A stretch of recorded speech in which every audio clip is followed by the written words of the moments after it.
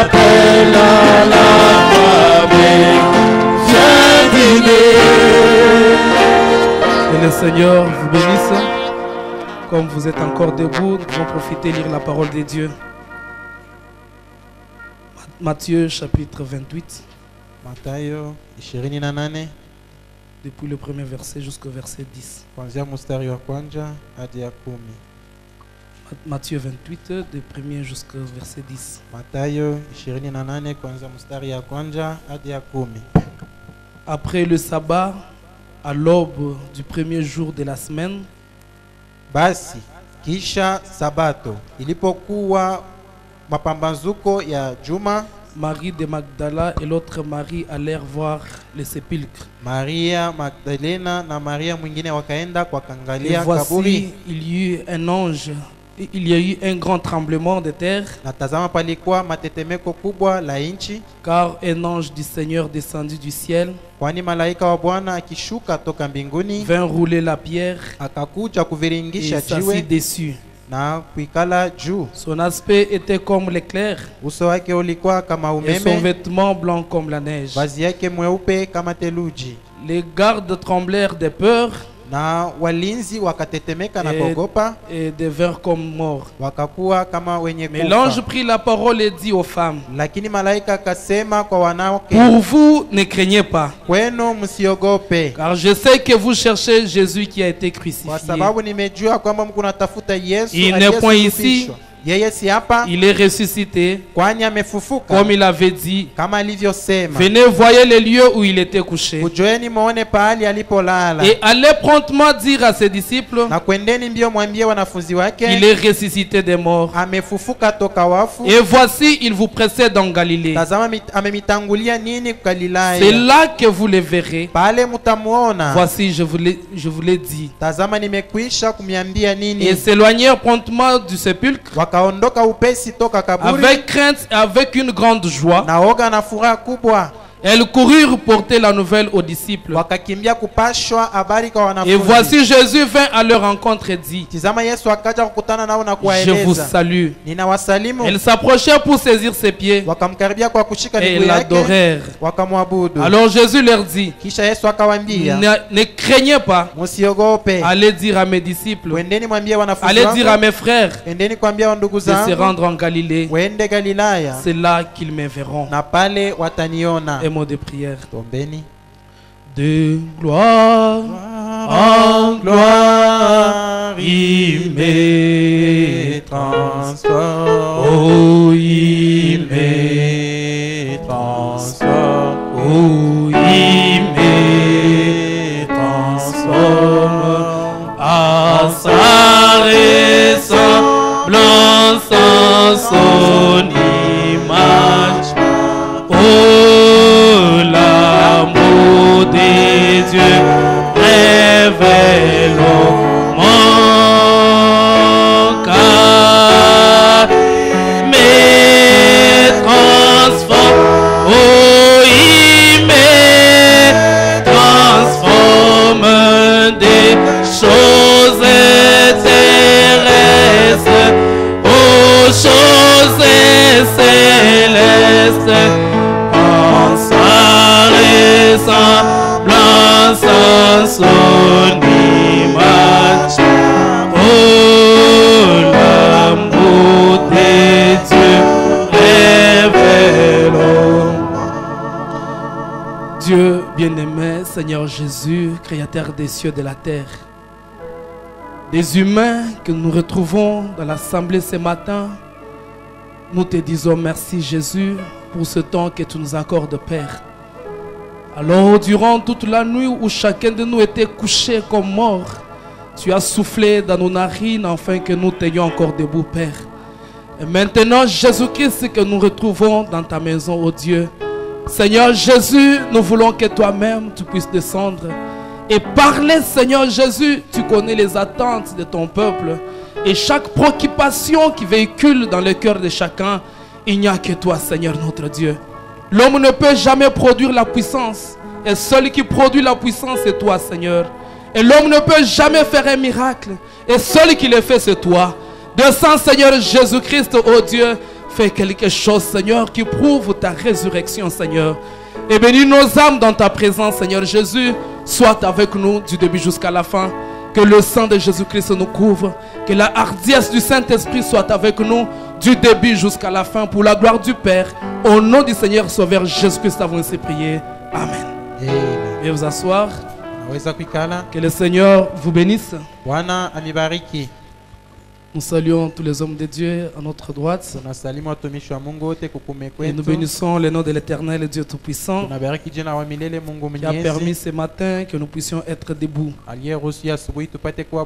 Et nous bénissons nous remercions notre pasteur pour cette confiance qu'il a marquée envers nous, pour qu'en ces jours comme celui-ci, nous puissions parler à sa place. Dieu les bénisse richement. Et qu'il vous bénisse, vous le peuple de Dieu, pour votre présence dans cette salle. Oui, ce matin, nous n'avons pas quelque chose de grand que nous pouvons vous parler. Et vous êtes un peuple qui connaissait la parole. Et ce matin, nous avons juste un petit rien, nous pouvons nous exhorter ensemble. Et notre sujet, c'est une bonne nouvelle. Ça s'intitule une bonne nouvelle. Jésus est ressuscité et il est vivant. Amen. C'est une bonne nouvelle. Jésus est ressuscité et il est vivant. Et une bonne nouvelle, comme une fois là, j'entendais le docteur Jérémie qui prêchait ici. Il disait une bonne nouvelle. C'est difficile pour que la personne reste sur place. Car une bonne nouvelle réjouit. Donne de la joie. De telle manière que vous ne pouvez pas marcher lentement. Lorsque vous avez une bonne nouvelle, cela brûle ardemment dans votre cœur. Que vous puissiez partager avec quelqu'un d'autre. Amen, amen. Le dictionnaire nous dit ceci. Une nouvelle, c'est quoi? C'est un fait nouveau dont on est informé. C'est une annonce d'une chose arrivée récemment. Amen, amen. La résurrection du Seigneur Jésus, c'est quelque chose qui est arrivé récemment. Avant-hier. Amen, amen. C'est juste avant-hier. Puisque un jour, c'est 1000 ans. Amen, amen. Et jusque là nous sommes en 2018. C'est juste avant-hier que Jésus est ressuscité. C'est une bonne nouvelle. Et cette nouvelle là ne peut pas nous laisser tranquille comme cela. Ça brûle au cœur de celui-là qui entend pour l'annoncer aussi à quelqu'un d'autre. C'est aussi un renseignement sur l'état d'une personne ou d'une chose dont on n'était pas informé depuis quelque temps. Et il y a eu quelque temps où peut-être vous semblez oublier. Mais ce matin, c'est une bonne nouvelle. Comme à la télévision ou à la radio, il y a toujours on écrit là-bas flash info. Flash info. Et on écrit là-bas en rouge, on dit bonne nouvelle. Et je vois tout celui-là qui regarde aura l'attention soutenue pour voir qu'est-ce qui va se passer. Et ce matin, nous écrivons sur nos écrans bonne nouvelle. Amen, amen. Alléluia. Bonne nouvelle. Et Et chacun reste en train de regarder qu'est-ce qui va se passer. Amen, amen. Amen. Qu'est-ce qui va se passer? En train de regarder l'écran. Et l'écran, c'est la parole de Dieu. Où nous regardons ce matin pour voir cette nouvelle, Jésus est ressuscité. Amen. Mais avant que nous puissions aller très loin, écoutez un peu ce que Frère Branham a dit. Frère Branham a dit dans la prédication Qu'y a-t-il dans ta main? Mahubiri uko na nini mkononi mwako? Du 20 juin 1955. Tarehe 20 June mwaka 55. Paragraphe 50. Kifungo 50.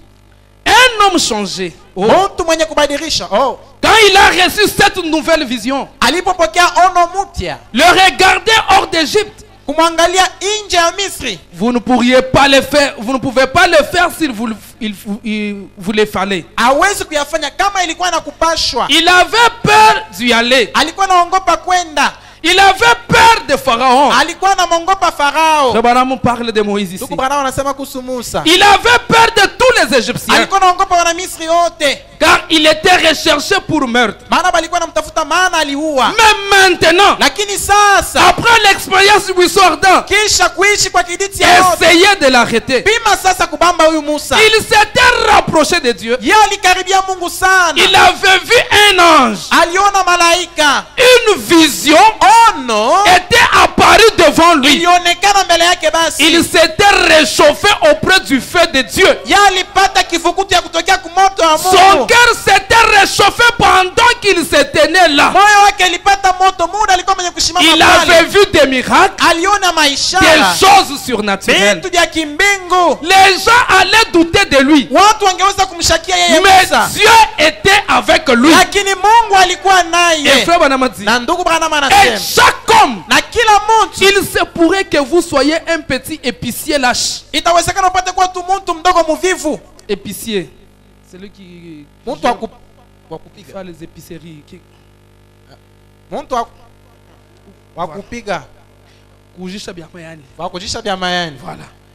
Soyez un petit épicier lâche. Upate kuwa tu mtu mdogo wa kufanya biashara muvivu. Un médecin. Au munganga. Ou un avocat. Au mwamzi. Quoi que vous soyez. Ata uwe nani. Assis dans un coin. Mwenye kuikala mukona. Ayant adhéré à une certaine église. Ukiwa mwenye kujiunga kwa kanisa fulani. Ou quelque chose de ce genre. Au kitu kia namna hiyo. Pensant que vous êtes en ordre. Ukiweza kwamba uko musawa. Mais si vous entrez dans la présence de Dieu Tout-Puissant. Kini kama ukaingia katika uwepo wa Mungu Là où la puissance. Mwele uwepo. Et le feu de Dieu tombe. Na moto wa Mungu imeanguka. Vous serez une personne différente. Utakuwa mtu tofauti. Vous direz à tous vos amis, utaonesha marafiki zako zote, à tous vos amis médecins, kwa marafiki zako zote wanganga, que Jésus vit et règne. Ya kwamba Yesu yuko naishi na yuko natawala. Vous le direz à vos clients, vous les avocats, utaonesha wateja wako nini watetezi, ou à qui que ce soit, au kwa mtu yoyote, que Jésus est ressuscité. Ya kwamba Yesu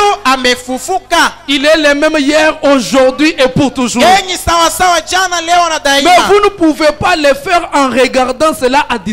Lakini hawezi kuyafanya kama uko naangalilia tu lwambari. Vous devrez y entrer. Unapaswa kuingia amo. Vous livrez vous-même à cela. Wewe mwenyewe kujitoa kujangalia personnellement. Binafsi. Amen, amen. Amina. C'est-à-dire la bonne nouvelle. Manake habari njema. Qui que vous soyez. Hata uwe nani. Lorsque vous entrez dans la présence de Dieu. Unapoingia wepuni mwa Mungu. Et que vous palpez les réalités de Dieu. Na unagusa maukweli za Mungu. Chaque personne que vous trouverez. Kila mtu utakuta. Que vous soyez médecin. Uwe munganga. Que vous soyez avocat. Uwe mwombezi. Épicier. Mtu wa kufanya biashara. Vous allez dire à ces gens-là. Utaonesha bale batu. Que Jésus est ressuscité. Ya kwamba Yesu amefufuka. Amen. Amina.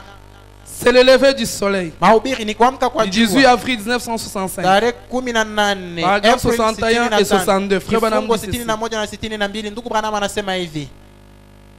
Remarquez en soi. Tambueni.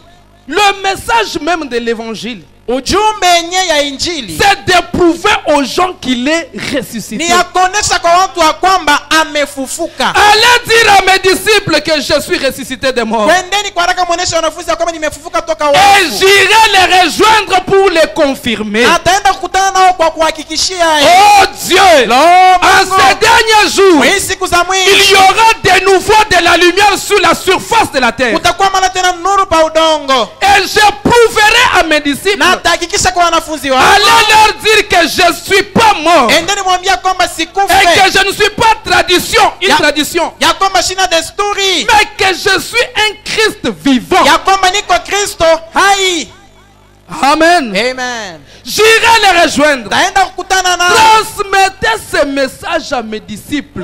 Museme hii ujumbe kwa wanafunzi Et wangu. quel est ce message? Ujumbe ni gani? Je suis ressuscité des morts. Nimefufuka toka wafu. L'évangile, c'est la bonne nouvelle. Injili ni habari njema. Amen, amen. Amina. L'évangile, c'est la bonne nouvelle. Injili ni habari njema. Vous dites, Unasema, est-ce vrai ça? eti ni ya kweli hiyo? Ah, c'est vrai, madame qui dit. Vous Ndugu dites, Branham ndio anasema. est-ce vrai ça? Eti bile byenye unasema Oui, ni ya c'est kweli. vrai. Ndiyo ni kweli. 62. 62. Hébreux chapitre 13, 8. Waebrania 13:8. Dit, il est le même hier, aujourd'hui, éternellement. Inasema yeye ni sawa sawa jana leo na daima. Nous, ses bénéficiaires, Sisi wafaidikizi nous wake. devons prouver que sa vie est maintenant en nous. Tunapasha kuonesha kwamba uzima wake iko ndani mwetu Les sasa. bénéficiaires de cette vie. Wafaidikizi ya hiyo uzima. La vie. Uzima. Jamais une vie comme celle-là n'a été vécue. Uzima kama vile hayaishiwaka Il kamwe. était le Fils de Dieu. Yeye alikuwa mwana wa Mungu. Il est mort. Amekufa. Et il a été stoppé. Na alizikwa. Mais quand il est ressuscité de mort, Lakini alipofufuka toka le wafu. matin de Pâques, Asubuhi ya Pasaka. alors nous, Hapo sisi. qui sommes ses serviteurs, Sisi wenye kwa watumishi nous wake. avons reçu de lui le mandat Tumepokea toka kwake madaraka. d'aller par tout le monde Ya kwenda pahali et pote. d'apporter à chaque personne Na kuonesha kwa kila mtu. cette bonne nouvelle Hii habari njema. qu'il est vivant. Ya kwamba yeye ni mzima. Alléluia. Amina. C'est le mandat qu'on a reçu. Ni madaraka C'est tuliyopewa. d'aller partout le peuple Kwenda du monde ulimwenguni popote. et dire que Jésus est vivant. Kusema ya kwamba Yesu ni mzima. Amen. Amina. Et comment pouvons-nous le faire? Je tutaweza kuyafanya En parole seulement? mukusema tu, Car il est écrit. maana imesema L'évangile n'est pas venu en parole seulement, injili haikuwa tu katika neno tu, mais par la puissance et la manifestation du Saint-Esprit lakini kupitia uwezo na kuonekanisha pekee kwa pour Roho Mtakatifu prouver qu'il est vivant. kwa kuhakikisha kwamba yeye ni mzima. Amen, amen. Amina. Christ est vivant. Kristo ni Ce mzima. n'est pas juste en parole, Haina tu mais maneno, c'est dans la démonstration lakini ni mkuonesha de la waziwazi puissance de Dieu kwa uwezo ya que Mungu. lui-même prouve qu'il est vivant. Anaonesha kwamba yeye ni mzima. Amen, amen. Amina. Que lui-même prouve Yeye mwenyewe par anahakikisha la waziwazi manifestation kupitia kuonekanisha qu'il est vivant. ya kwamba yeye ni mzima. Amen. Amina. Dans la prédication, le plus grand flash d'information de l'histoire. Mumahubiri habari kubwa ya mwadisi Où venez, croyez et allez. au jioni aminini na kwendeni. Paragraphe 71. Kifungo 71. Frère Branham dit, Ndugu Branham anasema ils vont adorer un Christ qui est mort il y a 1900 ans. beko nenda kuabudu Kristo mwenye mkufa kuna kwa miaka 1900. C'est pratiquement la tradition exacte des églises aujourd'hui. Inakuwa kabisa desturi ya makanisa leo. Cherchant à adorer un mort au lieu d'acclamer un vainqueur. Wakitafuta kuabudu mfu pahali ya kushangilia mshindi. Les gens veulent aller adorer Christ qui est mort il y a Watu longtemps. wanapenda kuabudu Kristo aliyekufa kuna kwa Au miaka lieu 40. d'acclamer un vainqueur. Pahali ya kushangilia mshindaji. Amen. Haleluya. Frère Branham dit Mama Amen. anasema amina. Gloire à Dieu. Utukufu kwa Je Mungu. suis heureux Niko heri d'être pentecôtiste de cœur. kwa mpentekosta moyoni mwangu. Pas par dénomination. Hapana mpentekosta Non, kupitia non. sehemu. Hapana hapana. Effacez mon nom de ça. Mutoshe jina yangu mbili Mais kitu. d'expérience. Lakini mpentekosta wa kuishi. Nous ne venons pas adorer un mort ici. Hatukwe kuabudu mufu hapa. Quand nous nous rassemblons ce matin, Tunapokusanyika asubuhi ce ya n'est pas leo. pour adorer un mort. Haina kwa kuabudu mufu. Amen. Amen. Nous n'adorons pas un mort. Hatuabudu mufu. Mais nous acclamons un vainqueur. Lakini tuko nashangilia mshindi. Alléluia. Amina. Nous acclamons un vainqueur Tunashangilia qui mshindi. a vaincu la mort, Mwenye ameshinda kaburi. le séjour des morts, Fasi ya wafu. la tombe Kaburi. et la maladie. Na ugonjwa. Chaque démon, Kila toute demona. incrédulité, Kutokuamini il yote. a vaincu. Ameyashinda. Alléluia. Haleluya. Pas Christ mort. Hapana Kristo Comme hakufa. plus haut là, Kama kule juu. il dit les gens qui se retrouvent dans l'église Anasema watu wanapojikuta en ndani ya train kanisa. de chanter comme c'était dans une morgue. Beko naimba saba alikuwa katika chumba ya wafu. Avec une telle lenteur, Na uwepesi comme c'était kabisa. au cimetière. Saa ilikuwa kutubu. Mais la manière que vous avez adoré ce Lakini matin, namna mlioabudu asubuhi ya leo. laissez-moi vous dire, Uniache nimeonesha. cela prouve que Jésus est vivant. Inaonesha kwamba Yesu ni Puisque mzima. quand Christ est vivant, Maana Kristo anapokuwa même les mzima. cœurs qu'il adore, Hata mioyo il inayoabudu adore en esprit iko na mabudu katika roho. Amen, amen. Amina. Et frère Branham dit ceci. Na ndugu Paragraphe Branham anasema 73. kifungo 73. Mais aujourd'hui, Lakini leo vous avez l'impression d'être dans une sorte de morgue. muko naonekana saa muko katika chumba ya wafu. On entre dans une église Wanaingia mkanisa, et les gens disent, bantu wako wanasema nous croyons en Dieu le Père Tout-Puissant. tunaaminia Mungu Baba Mwenyezi. Je crois en Jésus-Christ ressuscité. Mimi naamini Amen. Yesu mwenye kufufuka. Le Amina. vainqueur de la mort, Mshindi wa du lufu, séjour des ya morts fasi ya et de la wafu tombe. na ya Je kaburi. crois qu'il est vivant ce soir. Na mimi nakomba ni mzima asubuhi ya leo. Et qu'il est vivant parmi nous dans ce bâtiment. Na yeko naishi katikati yetu ndani ya hii ukuta. Conformément à sa promesse. Kulingana na ahadi yake. Là où 2 ou 3 sont rassemblés à mon nom, Wale wawili au watatu wamekusanya kwa je jina langu. suis au milieu d'eux. Niko katikati yao. Frère Branham dit oui, oui. Ndugu Branham anasema ndio Pas ndio. un service funèbre. Hapana kazi ya Ici, mazishi. nous n'avons pas un service funèbre. Hatuna maiti hapa kufanya kazi ya mazishi hapana. Mais, Lakini acclamant le puissant conquérant. ukishangilia mshindaji wa Vous uwezo. pouvez quand même l'acclamer le puissant Unaweza conquérant. kumshangilia mshindaji wa uwezo. Alléluia. Amen. Et frère Branham dit ceci. Ndugu Branham anasema Au hivi. paragraphe 78. Kifungo 78. Nous, Sisi nous n'adorons pas un Christ mort atabudu Kristo et akufa. jusant dans une tombe. Mwenye anabakia mkaburi hapana. L'église vivante, Kanisa hai. l'église du Dieu vivant, Kanisa ya Mungu aliye nous hai. adorons un vainqueur ressuscité. Tunaabudu mshinda aliyefufuka. C'est lui qui a vaincu notre incrédulité Mwenye ameshinda kutokamia et tous kwetu. ses credos. Na hiyo Il madesturi les yote a écrasés sous ses pieds ameiponda chini ya miguu et yake. qui a dit, Na ameisema je suis à vous mimi niko et wenu. vous êtes à moi. Nini muko ndani yangu. Amen. Amina. Je vis pour toujours. Niko naishi daima. Ça, c'est le grand vainqueur. Huyu ni mshinzi mkubwa. C'est lui. Ni yeye. C'est à lui que ma foi regarde. Imani yangu inamwangalilia yeye. Amen, amen. Amen. Notre foi regarde au puissant conquérant. Imani yetu inamtumainia mshinzi wa Parce uwezo. qu'il n'est pas mort. Maana yeye asikufe. Ce matin, il est même avec nous dans ce bâtiment. Hii asubuhi yako nasi katika hii ukuta. Il manifestera la preuve de sa résurrection Na ataonekanisha hakikisho ya ufufuko pour wake. quiconque s'approchera de lui. Kwa yoyote atakayemkaribia. Amen, amen. Amina. Alors, dans ce monde ici, Sasa mwi ulimwengu. comme on parle de puissants conquérants, Vile tuko nasemea kuhusu mshinzi wa uwezo. il y a eu des héros dans la foi. Kulikuwa washuhudia katika Nous imani. avons parlé de cela mardi. Tuliyasemea mkazi mbili. Quand on parlait des gens que Dieu a utilisés. Tuliposemea kuhusu watu Mungu alitumia. Nous avons parlé de David. Tulisemea kuhusu Daudi. Comment il a vaincu. Namna gani ilishinda. Nous avons parlé de Moïse. Tulisemea Musa. Juste avec un seul bâton. Na bakora tu. Il pouvait conquérir l'Égypte. Angeweza kumiliki Misri. Nous avons parlé de Samson. Tulisemea Samsoni. Avec la puissance qu'il avait. Na uwezo aliokuwa Juste nayo. avec une mâchoire. Mpaka tuna mbanga ya Il nyumbu. pouvait éliminer 1000. Angeweza kuangamiza elfu Nous avons Filistini. parlé de Shamgar. Tulisemea kuhusu Shamgar. Juste avec l'aiguillon des bœufs. Mpaka tuna kale kashindano ka ngombe. Et sa foi fut ointe. Na imani yake Qu'il ilipakaliwa. est allé se saisir Alienda de kuyashika 600 Philistins. Wafilistini Et ce jour-là, na hiyo son siku cœur était dans la joie moyo wake ilikuwa katika de furaha savoir que Dieu était avec ya lui. kujua kwamba Mungu alikuwa naye. Amen, amen. Amina. Et chaque prophète, Na kila nabii dans son jour, musiku yake il était vainqueur. alikuwa mshindi.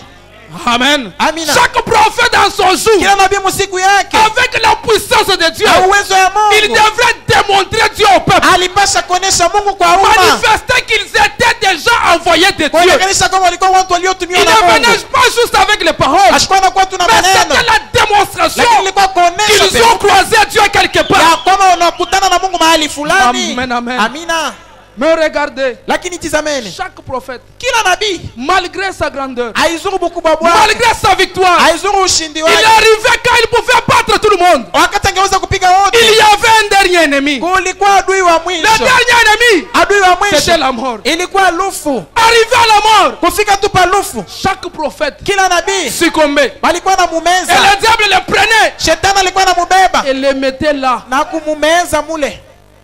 Moïse a fait toutes choses. Musa alifanya vyote. Il a fait toutes choses. Alifanya Il a vyote. créé des mouches. Akaumba Il hizi. a divisé la la mer. akatawanisha Il a bahari. fait toutes ces choses-là. Alifanya maneno haya Mais yote, arrivé au dernier ennemi, lakini alipofikia kwa adui wa le mwisho, Satan lui dit, shetani anamwonyesha Moïse, Musa, je t'ai eu. mimi nakupata sasa, unavuma sana, Je t'ai eu. mimi nakupata. Et Moïse était bloqué. Musa alikuwa anamezwa. Élie, Elia malgré sa puissance, haizuru uwezo de wake faire descendre le feu du ciel. kushusha moto toka mbingu. Le feu qui descend du ciel. Moto alikuwa anashuka, Qui n'est pas consumé par qui n'est pas allumé par quelqu'un, moto mais haikuhakisha qui na vient moto, consumer l'offrande. lakini nakuwa Personne ne kuangamiza pouvait le sadaka. faire, ce n'est qu'Élie. Moto angeweza kufanya kenye Elia Mais anafanya, lakini lui ne pouvait pas passer par là, yeye angeweza kupitia pale, puisque ayant en lui maana akiwa ndani mwake l'esprit de Dieu, roho ya Mungu, Dieu regarde Mungu que anaangalia, le diable est ici. anasema shetani Non, non. huyu, hapana, hapana, huyu Cet homme ici, huyu, toi tu viens. wewe pita huko,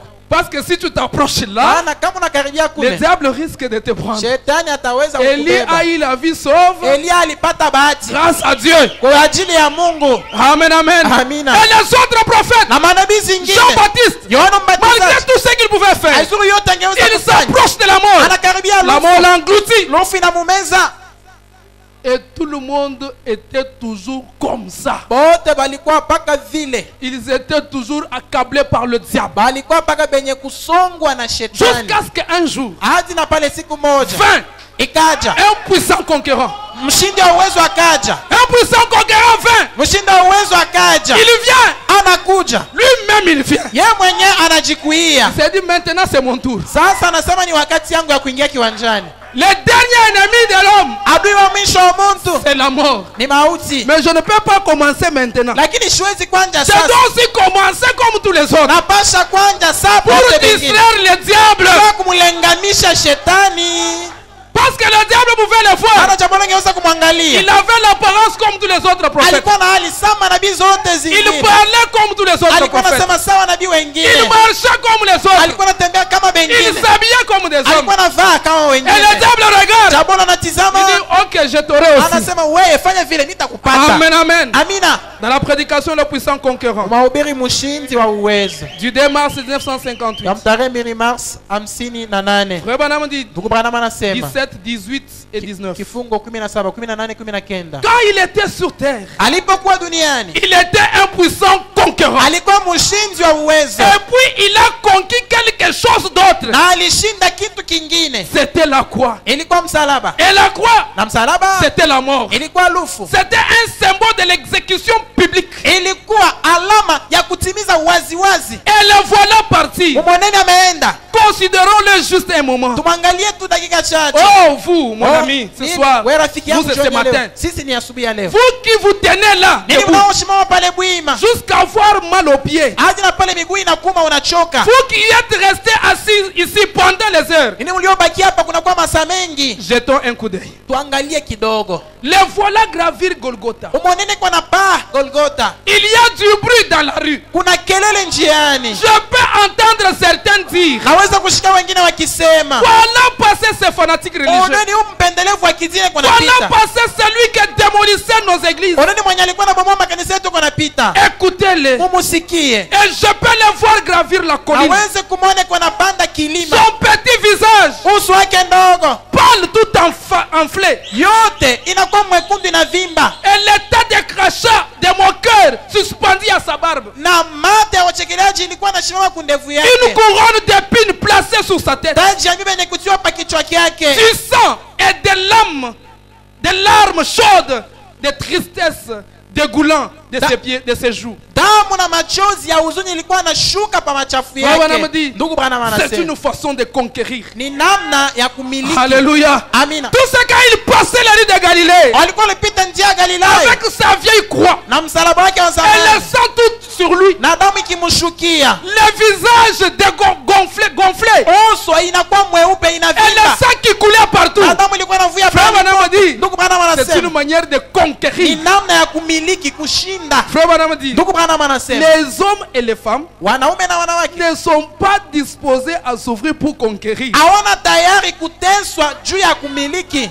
Les gens ne veulent pas souffrir Watu hawataki kuteswa pour conquérir. juu ya kushinda. Mais comment vous serez des vainqueurs Je utakuwa si ce mshindi n'est que par la souffrance? kama tu haina kupitia Quand vous mateso. traversez cette souffrance-là, Unapotamka hiyo ayez mateso, foi ukiwa na que la imani victoire est là. ya kwamba ushindi yupo. Frère Branham dit, Ndugu Ndugu Branham anasema chaque arbre, kila mti une partie de l'arbre, kishiki ya a toujours mti deux bouts de bois. iko paka na ngambo mbili ya Il y mti. a l'entrée, Kuko il y a kiingilio, aussi la sortie. kuko pia kwa kutokea. Amen, amen. Amina. Chaque difficulté quand vous entrez, Kila tatizo unapoingia ni kumoja. ayez foi qu'il y a une sortie. Kuwa na imani kwamba kuko fasi ya Dans kutokea. l'intérieur là, Lakini mule vous ndani devez vaincre. unapaswa kushinda.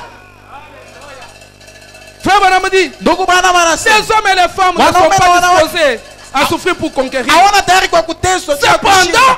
Lakini japo uniquement par la souffrance que vous pouvez vaincre. ni mpaka kupitia mateso njo utaweza kushinda. C'est pas la souffrance. Ni mpaka kupitia C'est mateso. quand vous êtes Ni malade wakati uko mgonjwa que vous connaissez l'importance d'être en bonne njo santé. utajua lazima ya kuwa muafya. Amen. Amina. C'est quand vous êtes emprisonné Ni wakati unatiwa que vous gerezani aurez l'importance njo utapata lazima des gens être de quelqu'un qui est libre. ya mtu mwenye kuwa huru. Vous allez regarder, il y a un frère ici qu'on avait arrêté. Huko ndugu hapa balimfunga. Je pouvais le voir. Ningeweza kumwona Quand j'arrive là-bas au cachot, nilipofika kule kukasho. je le vois, même les lèvres étaient pâles. Mimi namuona na midomo inakauka. Et je m'imagine Na ndiwazi. qu'il pouvait regarder comme ça. Angeweza kuangalia Il hivi. envie même la mouche qui est libre. Anatamania hata inzi yenye kwa huru. Il pouvait envier même les chiens qui pouvaient passer. Angeweza kutamania imbwa iko napita tu Parce nje. que quand vous êtes arrêté, Maana que unapofungwa vous sio saurez gerezani, l'importance njo utajua lazima d'être libre. ya kuwa huru. Et vous sentez quand vous êtes libre Unasikia wakati uko huru que non, en tout cas, je suis dans la ya liberté. kwamba hapa niko katika uhuru Mais kweli quand kweli. vous êtes là dans la prison, Lakini unapokuwa mule vous mkasa hapa n'êtes pas libre de mouvement. hauna uhuru ya kufanya est kyote unapenda. surveillé. Vyote Même l'heure banavichunguza. de dormir. Hata saa ya kulala. Là-bas en prison, Kule kugereza. et la nuit commence à 15h. Usiku kunaanza msakenda ya Et magharibi. quand il est 15h, Kama ni sakenda, tout le monde au lit. bantu bote kitandani. Mais à 15h là, toi tu fais des affaires. Musakenda ya magharibi. Wewe Amen, unafanya amen. biashara, C'est la amina. grâce de Dieu. Ni neema ya Mungu. Amen, amen. Amen. C'est la grâce de Ni Dieu. neema ya Quand Mungu. toi à 15h tu fais les Wakati affaires, usakenda il magharibi y a unafanya quelqu'un biashara. qui a fait le même acte que vous. Kuko mtu aliyetenda tendo moja mubaya saa Le ile même acte ulitendaka. que vous. Tendo moja Mais saa il ile se yako. retrouve en train de dormir à 15h. Anajikuta kunalala saa C'est kenda la ya grâce magharibi. de Dieu. Ni neema ya Mungu. Amen, amen. Amina. Et frère Branham dit, Ndugu Branham anasema, les voilà partir. mumonene kwa naenda. Il dit, Anasema, chaque fois que la croix cognait contre les vieux pavés, kila mara msalaba alikuwa anajipunga il hiyo udongo ya chini. éprouvait une douleur au niveau de ses petites épaules. Alikuwa anapata maumivu pa mabeka yake Et ndogo. j'ai remarqué Nani des katambua petites taches rouges madoa ndogo nyekundu partout sur sa robe. pahali pote kunkanjo yake. Et plus il gravit la montagne, Zaidi alikuwa anapanda La mlima, colline. kilima. davantage ces petites taches s'agrandissent. Zaidi tu madoa ndogo tulikuwa na nenepa. Peu après, Kisha elles forment toute une seule immense tache de sang. itu madoa kidogo tunakuwa kidoa kinene kia Et damu. son fardeau cognait contre ses jambes. Na nira yake ilikuwa na punka kumiguu yake. Et en ce moment-là, Na mwiyo wakati l'abeille de la mort hiyo nyuki wa s'est mise lufu à bourdonner tout autour de lui. Et ikaanza kulialia mazingirani quand yake. il tremblait avec sa croix, là, Paulo alikuwa na yumba yumba na msalaba. il ressentait la douleur. Alikuwa anasikia maumivu.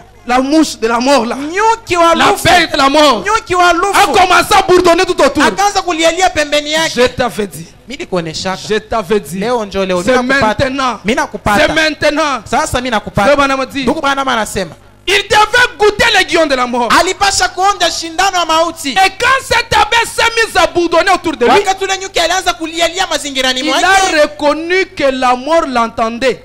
Yesu alitambua kwamba lufu ilikuwa namngojea. Amen. Amina. Mais il devait vaincre. Lakini alipaswa kuyashinda. C'était le but de sa naissance. Njo ilikuwa shabaha ya kuzaliwa Conquérir. kwake. Kumiliki. Pas avec une bombe atomique, Hapana na kombora. mais en sacrifiant sa vie à Jéhovah Dieu. Lakini mkutoa maisha yake kwa Jehova Le Mungu. voilà gravi la colline. Mweneko anapanda kilima. L'abeille commence à bourdonner Nyuki anaanza de kulialia. plus en plus fort. Zaidi sana. Et finalement, Na mwisho il mwisho. enfonça son aiguillon dans la chair. Akaingiza kashindano yake ndani ya La plus mwili. précieuse qui ait jamais vécu sur la terre. Mtu wa damani ule ashaishaka pa udongo. Il était Dieu. Alikuwa Mungu. Écoutez mes amis. Musikie rafiki Quand zangu. une abeille ou un insecte qui a un aiguillon, Wakati nyuki au kilulu kyokyote si jamais cette abeille enfonce bien profondément l'aiguillon, kama ule nyuki anaingiza kabisa kale kashindano, elle le perd. iko na Il ne ipoteza, peut plus piquer. ashitapika wengine Et kale c'est pourquoi kashindano. Dieu a été fait chair. Ndio maana Yesu alikuwa Mungu, alikuwa mwili. Yesu Kristo Était plus qu'un prophète. alishindia wanabii, Il était Dieu manifesté dans la chair. alikuwa Mungu mwenye kuonekana ndani Et ya le mwili, guillon de la mort est resté dans sa chair. na kashindano ka lufu kalibakia ndani ya Et mwili yake, il l'a arraché au calvaire. na aliyabeba ku Kalvari. La mort n'a plus de guillon pour un croyant. Lufu haina tena na shindano juu ya Car le mwaminifu, puissant conquérant a conquis la mort au calvaire. maana mshindi wa uwezo alishinda lufu Kalvarini. Une trentaine d'années plus tard, Miaka 30 baadaye à sa mort, kulufu lwake bien près, karibu Paul kabisa, a dit, Paulo alisema, oh mort, oh lufu, où est ton aiguillon? shindano yako ni wapi? Où est ton aiguillon? Kashindano kako ni Jésus wapi? avait arraché l'aiguillon de la mort. Yesu alinyang'anya kashindano ka mauti. Il avait conquis l'aiguillon au calvaire. Alimiliki kale kashindano ka Béni soit Kalvari. le nom du Seigneur Jina la Jésus-Christ. Bwana Yesu libarikiwe. Il a arraché l'aiguillon de la mort Alinyang'anya kashindano ka mauti pour vous kwa ajili et yenu pour moi. na kwa ajili yangu, Par sa mort kupitia lufu et lwake par notre mort, na kupitia hapana cela kufa ne kwetu. peut plus nous piquer. Hiyo haiwezi kutupiga tena. Oh, Lo, elle peut bourdonner ule nyuki anaweza et faire une kulialia grande parade, kufanya mais makelele elle mengi, n'a plus d'aiguillon. lakini sha kupoteza Je kashindano. peux pointer le calvaire et dire, Naweza kushonta Kalvari na c'est là kusema que ton aiguillon a été conquis dans la chair du Seigneur Jésus-Christ. jo kule kashindano kako kalimilikiwa ndani ya mwili wa Ouais, Yesu madame dit, Kristo. oh, je l'aime. Ndugu bwana wanasema lo, Là, nampenda. il conquit la mort. Kule alishinda lufu, Ce n'était pas fini pour lui. haikwisha juu On yake, a fait descendre son petit corps avec l'aiguillon dedans. balishusha mwili yake ndogo na kale kashindano Et on l'a ndani. déposé dans la tombe de Bakaitia Joseph.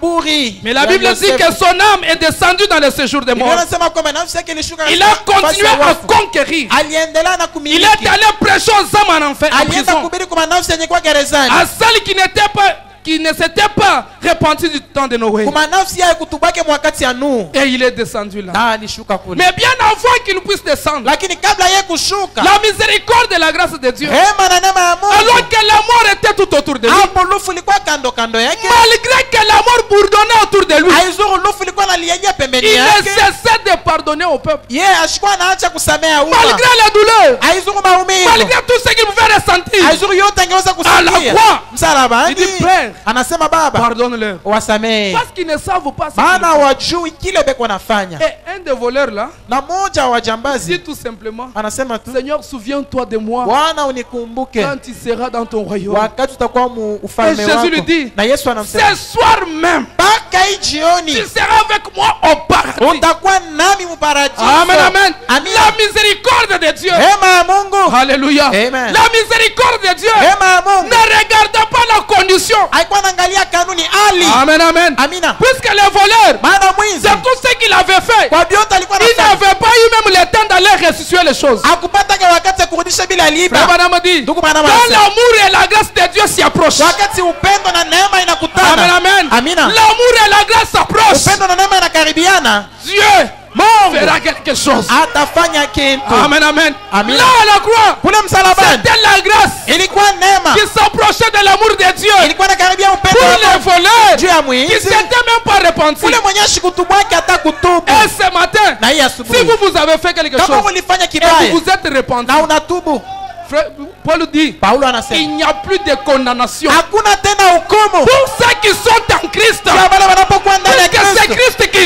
justifie. Maana Kristo ndio iko Et anahesabiwa quand wake, Christ justifie, wakati Kristo anahesabiwa amen, wake. amen. Amina. Quand Christ justifie, Wakati Kristo anahesabiwa c'est comme wake, si tu n'as jamais fait cela. ni kama huyu atendaka kama ile ubaya. Amen, amen. Amina.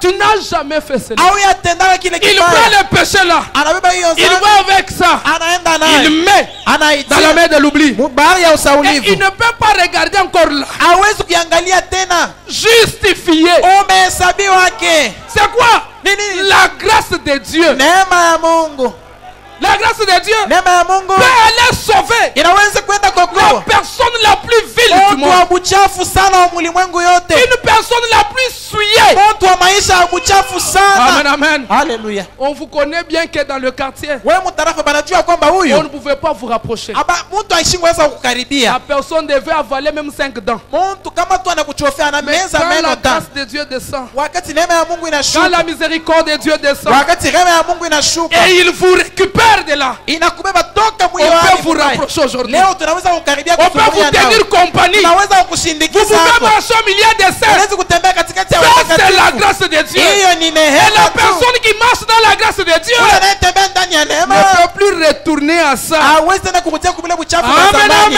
amen. Parce Amina. qu'il sait que la grâce de Man. Dieu me suffit chaque Anajua jour. kwamba neema ya Mungu inanitosha kila siku. Amen, amen. Amina. Et ce jour-là à la croix, Na hiyo siku kumsalaba, quand la mort est venue, lofu ilipokuja, Satan a dit à Jésus, shetani akamweleza Yesu, maintenant je t'ai eu. sasa mimi nakupata. Maintenant ici, Sasa hapa je vais te faire, mimi nipasha kufanya, je vais te faire mimi nitakutendea comme j'ai fait aux autres. vile mimi nitendea benjako Mais bengine. Satan ne savait pas. Lakini shetani akujuaje? La mission de la personne qui était là, Kazi ya ule mtu mwenye alikuwa c'était pale, uniquement pour lui là. alimkuia ni yeye.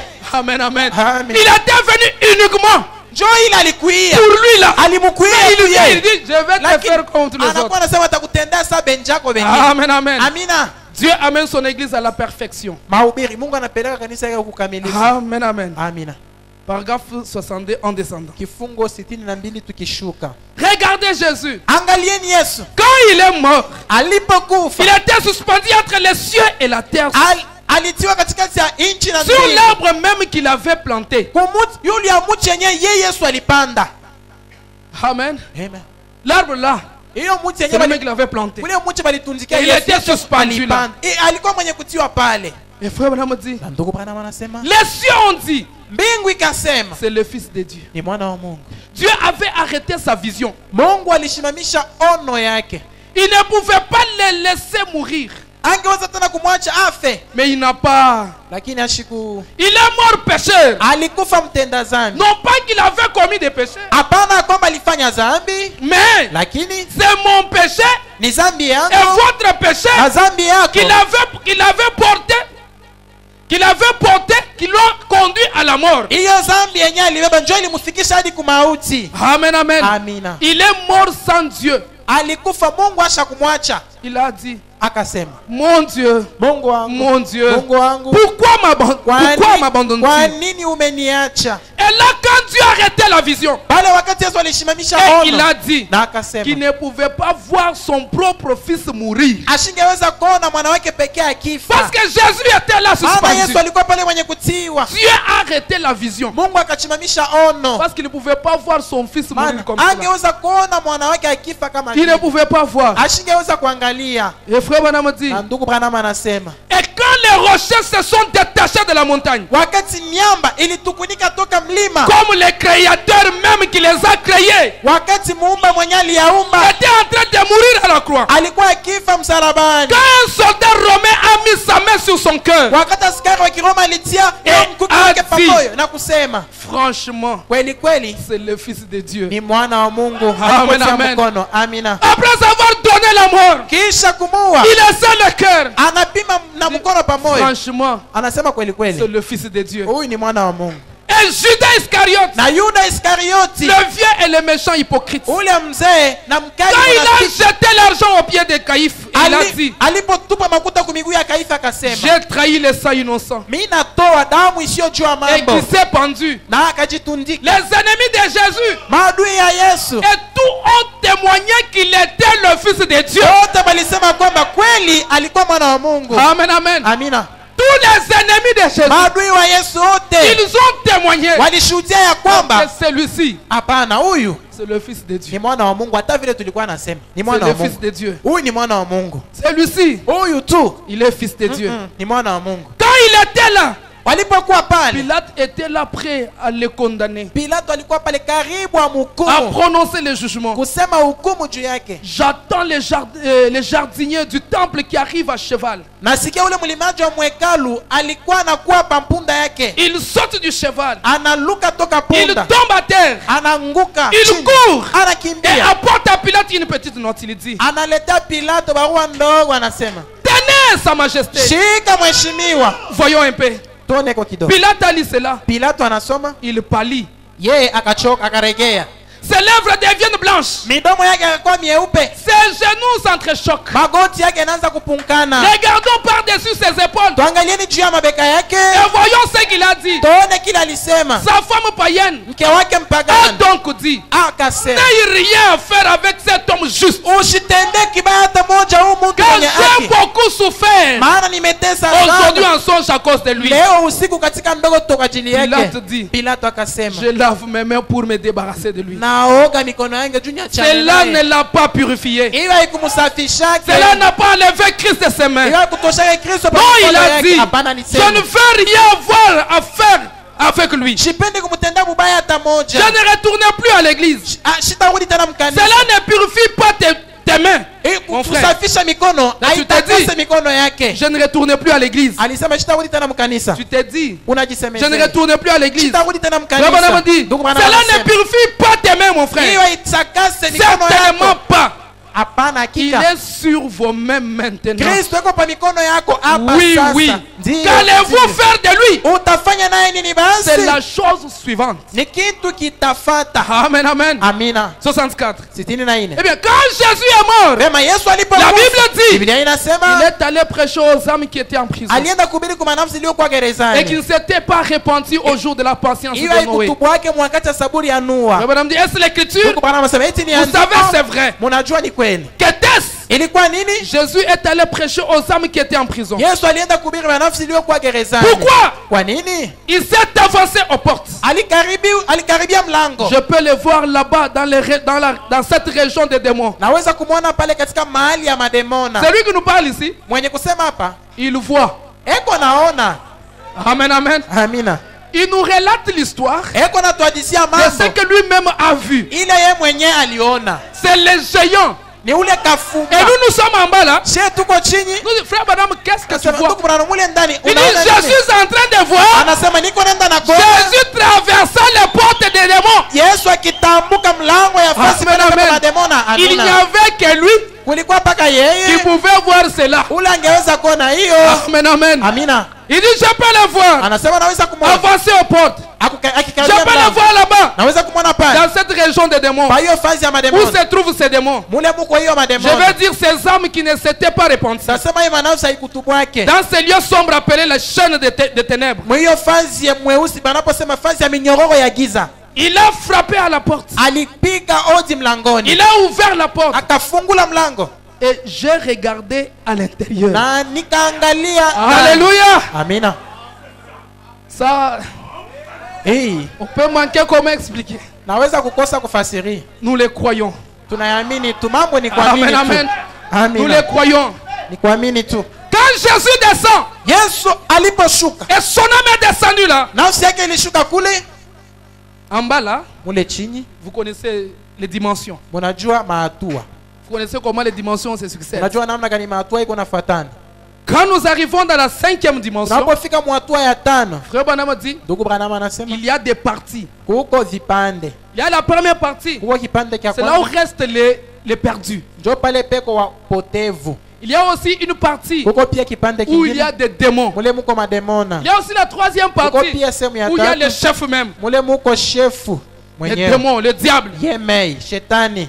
Le diable, il est là, le Satan. Diabolo mwenyewe njo Il y a la pale 3e partie. Et eko mwatua ya tatu. Frère Branham dit, Ndugu Branham quand anasema Jésus est descendu, Yesu aliposhuka il est passé à la porte. alipita Les démons. mlango ya mademona. Il arrive Anafika à la porte où il y avait les perdus. mlango kule kulikuwa upotevu. Et quand Jésus ouvre, Yesu alipofungula, Frère Branham voit à l'intérieur. ndugu Branham eko naona ndani. Amen, amen. Amina. Quand Jésus ouvre, Yesu Frère alipofungula, Branham dit, ndugu Branham j'ai anasema regardé à l'intérieur. ninaangalia ndani.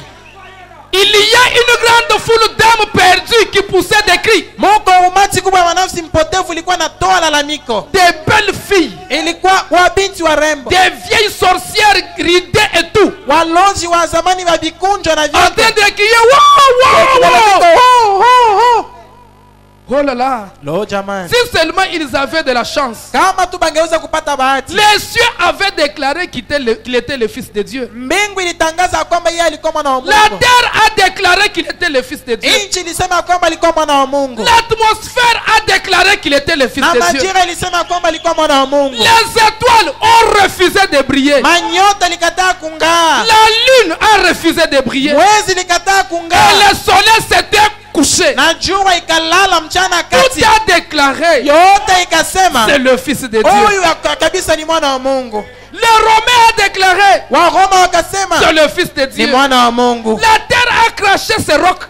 Nchi ikatoma miamba zao, Elle a craché ses rocs, yo ikatosha miamba zao, déclarant, ikitangaza c'est le Fils de Dieu. huyu kweli ni mwana wa Et Mungu. maintenant, il est ici, Na sasa eko hapa chez les âmes perdues. mumanafsi ya kupotea, Et il frappe à la porte. na eko napika mlangoni. Frère Branham tape sur la chair. Ndugu Branham anapika pa aktari, Je peux l'entendre naweza kumsikia quand Sa Majesté, wakati mheshimiwa quand il a frappé à la porte alipopika et mlangoni, que ses âmes perdues l'ont regardé, wakati wa manafsi mpotevu ilimwangalia, il a dit, alisema c'est Jésus lui-même qui dit, Yesu ndio eko nasema je suis le Fils de Dieu. niko mwana wa Mungu, Je viens de mourir au calvaire mimi natoka mkufa Kalvarini pour les pécheurs. juu ya watenda zambi. Pourquoi n'avez-vous pas cru en Enoch Kwa nini hamkuamini yake mwakati ya Enoch et les autres prophètes avant les jours de la destruction? na wanabii zingine kabla ya wakati ya kubomolewa? Frère Branham dit, Ndugu Branham il anasema devait témoigner aux perdus qu'il était le Fils de Dieu. alipasha kushuhudia kwa wapotevu wa kwamba yeye alikuwa mwana wa Parce qu'il Mungu. ne pouvait pas les laisser comme cela. Angeweza kuacha vile, Il devrait aller pour se manifester devant eux. alipasha kwenda kujionekanisha Pour dire mbele que yabo, vous, kusema vous kwamba nini, avez joué avec la parole. mulicheza na neno. Quand la miséricorde était prêchée, Wakati neema vous ne ilihubiriwa croyez pas cela. muliikatala. Et moi, Mimi je suis la personne là niko yule yule que Enoch et les autres parlaient. Enoch na wengine walikuwa Je suis wanasemea, le Fils du Dieu vivant. niko mwana wa Mungu Je aliye suis hai, devant vous. niko mbele yenu. Et frère Branham dit, Na ndugu Branham anasema et ils implorent miséricorde. na beko naomboleza rehema, Ils ont commencé à demander pardon. wakaanja kulomba Seigneur, msamaha. aie pitié de nous. Bwana samehe, Pardonne-nous. Bwana utusamehe, Pardonne-nous. Bwana Frère Branham utusamehe. dit, Ndugu Branham il anasema devait même fermer la porte. alingeweza kufunga hata mlango, Il a fermé la porte aux akafunga na mlango na âmes kwenda perdues là. anafungia hiyo manafsi Il mpotevu, a fermé la porte. akafunga mlango. Frère Branham dit, Ndugu Branham en anasema, effet, kwa hiyo il les avait rejeté la miséricorde. wao walitupa rehema Et il devrait subir le jugement. na walipasha kabisa kuishi Et hukumu, il est descendu en passant les démons. na alishuka mkutambuka fazi ya mademona. Quand il est passé d'abord, c'est par les âmes perdues. Kwanja aliingia pale pa manafsi mpotevu, Il arrive à une autre porte. anafika kwa mlango ingine, C'est là où il y a des démons. ndio pale peko mademona. Frère Branham dit, Ndugu Branham anasema en passant les démons, mukupita mademona je peux le voir naweza kumwona descendre en enfer. akishuka mujanamu Où le diable, ambamo jabolo. amen, amen, Amina, et il arrive. anafika Là où il y a même le diable, pale peko jabolo mwenyewe, il arrive. anafika. Frère Branham dit, Ndugu Branham il a anasema frappé à la porte. akapika mlangoni. Vous savez, quand vous arrivez dans un bureau, de Unajua quelqu'un, unapofika muofisi ya mtu, la première des choses, kitu kya kwanza il faut frapper quand même à la porte. kwa heshima, pika kumlango. Et quand on frappe à la porte, Unapopika kumlango, il faut attendre que celui qui est à l'intérieur unapasha kuchunga ule eko ndani puisse quand même répondre. ajibie. C'est ce que le diable avait fait. Jo kile jabolo alifanya. Jésus est arrivé. Yesu alifika Il frappe. Il quand attend. Et le diable, qu'est-ce qu'il dit? jabolo anasema nini? Frère Branham dit, Ndugu Branham anasema quand il a frappé la porte, alipopika mlango, le diable a demandé, jabolo akauliza qui est là? nani eko pale? Pas c'est un chef. Maana yeye ni chef, ni Toute mwofisi personne qui yake. pouvait mourir, Mtu yote angeweza kufa, qui était perdu, mwenye alikuwa on okupotea, devait venir faire les rapports. alipasha mbele kwa kutoa ripoti, On vient d'amener tel ici. banatokea mkuleta Et fulani comme hapa chef, sasa. un démon devrait venir Kama chef wakati demone kwa nakuja toquer à la porte. anakonkola Et lui, mlango. comme chef, il peut qui Yeye est là. kama chef angeweza kujibu nani Le eko démon peut pale? dire, non, c'est moi, Demone mensonge. angeweza kusema ni mimi. J'ai demone amené ya mon bongo. homme. Mimi naleta mtu Il est yangu. oui, d'accord. Anasema ndio umlete. Et quand Jésus a frappé à la porte, Yesu alipopika kumlango, il croyait comme si c'était les autres Shetani fois. alikuwa anawazia sana ni bantu yake banzamani. Qu'il vienne ici pour taper, frapper à la porte. Akuya hapa apike kumlango. Et quand Jésus a frappé, Wakati Yesu alipika avec une voix autoritaire, na sauti ya mkubwa, bushefu. qui est là? Nani eko pale? Jésus a répondu, Yesu akadibu. non pas non chef, vous voyez. Hapana kwamba shefu. Jésus a dit, Yesu ouvre. akasema, fungula. Ça, Sema ule. ce n'est pas habituel. Haina ya desturi. Ça, ce n'est pas habituel. Hii haina ya siku yote. Quelqu'un qui dit, ouvre. Mtu eko na ni amri. Fungula. C'est qui celui-là? Ni nani ule? Et je peux voir le diable ouvrir la porte. Naweza kuona jabola akifungula mlango. Il devrait ouvrir. Maana hakika alipasha tu C'était une kufungula. voix autoritaire. Ilikuwa sauti ya Là bushefu. que le diable ne mkubwa. pouvait pas résister. Pale shetani angeweza kukankamana. Ouvre. Fungula. Il dit, Anasema huyu. que je vois d'abord qui est là. Nyone mbele nani kuna nyifokea vile. Il vient, Anafika, il ouvre la porte. anafungula mlango. Et frère Branham a vu. Na ndugu Branham aliona. Et il dit, oh, Anasema oh, il a dit, akasema tu es enfin arrivé, n'est-ce pas? mwisho unafika. Le diable dit à Jésus, Diablo anamwonyesha Yesu, voilà, mimi naanza kukuonesha nini? tu es enfin arrivé. Mwisho unafika paka Je t'avais dit, mimi nikuoneshaka, je t'aurai comme tous les autres là. nitakupataka saba le wengine. Toi, tu as fait des choses là. Wewe ulifanya bintu, Tu as suscité les morts. wewe ulifufula Tu watu, as guéri des maladies. uliponya Tu magonjwa, as donné à wewe manger. ulizidisha Tu te chakula. croyais comment? Ulikuwa unajiwazia je? Maintenant là, Sasa tuko wapi? j'étais eu. Tuko wapi sasa? Et Jésus le regardait. Yesu alikuwa na mwangalia. Alléluia. Et Jésus le regardait. Yesu alikuwa pale akimwangalia. Il dit, Anasema, tu y es enfin arrivé, n'est-ce pas? mwisho unafika. Haina vile. Jésus dit, oui, oui. Yesu anasema ndio mimi nafika. Alléluia. Amen. Tu y es enfin arrivé. Mwisho N'est-ce unafika. pas? Haina vile. Oui, oui. je Ndio sais mimi ça. nafika. Et la chose suivante. Na kitu kilifuata. Oui, oui. Ndio. Il a dit, Alisema, je t'ai finalement eu. mwisho mimi nakupata. Le diable a dit, Diablo akasema, je pensais t'avoir eu quand j'ai tué Abel. mimi nilikuwa nawaza kukupata wakati niliua Abeli. Quand j'ai tué Abel. Nilipoua Abeli. Dans Caïn, quand j'étais dans Caïn. Wakati mimi nilikuwa ndani ya Kaina. Dans cette voie-là de Caïn. Ndani ya hiyo njia ya Kaina. Quand je l'avais tué là. Wakati mimi niliua Abeli Je ndani ya croyais Kaina. t'avoir eu. Mimi nilikuwa nawazia kwamba njoo pale mimi nilikupataka.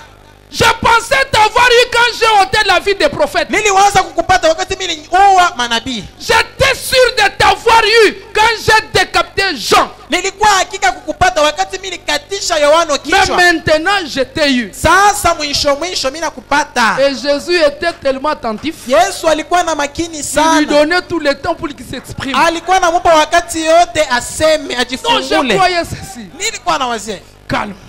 Je croyais t'avoir eu ceci. Nilikuwa nawazia kukupata Calme. wakati mimi Je croyais ceci. Nilikuwa nawazia Et kifulani. calme. Kimya sana. Et frère Branham dit, Na ndugu Branham je anasema, peux l'entendre faire cliquer la clé de cette effrayante de ce jour de mort. nawezi kumsikia kuna lilisha hiyo C'est-à-dire, makengele hiyo quand fasi ya diable lufu. parlait comme cela, Shetani kwa nasema il prend la clé, il montre à Jésus, il dit, na kiburi yote anachukua fungulo kwa anaonyesha enfin Yesu. je t'ai eu. Mwisho mimi En train nakupata. de jouer avec la clé de Eko ce jour nacheza de na mort, de ce fungulo jour de mort. mkono ya fasi ya wafu. Et frère Branham dit, Na ndugu Branham anasema, les clés avec lesquelles fungulo ile il avait gardé les gens enfermés. alichunga nayo bale bantu bote Pendant bakuchungiwa toutes mule ces ndani. années-là, Muda wa hii miaka il yote les avait fait cliqueter. ye alibafungia mule ndani. Et finalement, Na mwisho Jésus a dit, Yesu akasema, je suis le fils du Dieu. niko mwana wa Mungu. Je suis le fils du Dieu vivant. Niko mwana wa Mungu aliye hai. Né de la Vierge Marie. Mwenye kuzalikwa toka Bikira Alléluia. Maria. Amen. Il commence à rappeler d'abord au diable Anaanza kumkumbusha mbele Jabora ce qu'il est. kile eko. Alléluia. Amen. Je suis différent de tous les prophètes. Niko tofauti na manabii zote zingine. Puisque moi, Maana mimi je suis Dieu. niko Mungu. Parce qu'il dit fils de Dieu, Anayesema mwana wa Mungu il est Dieu. ni Mungu.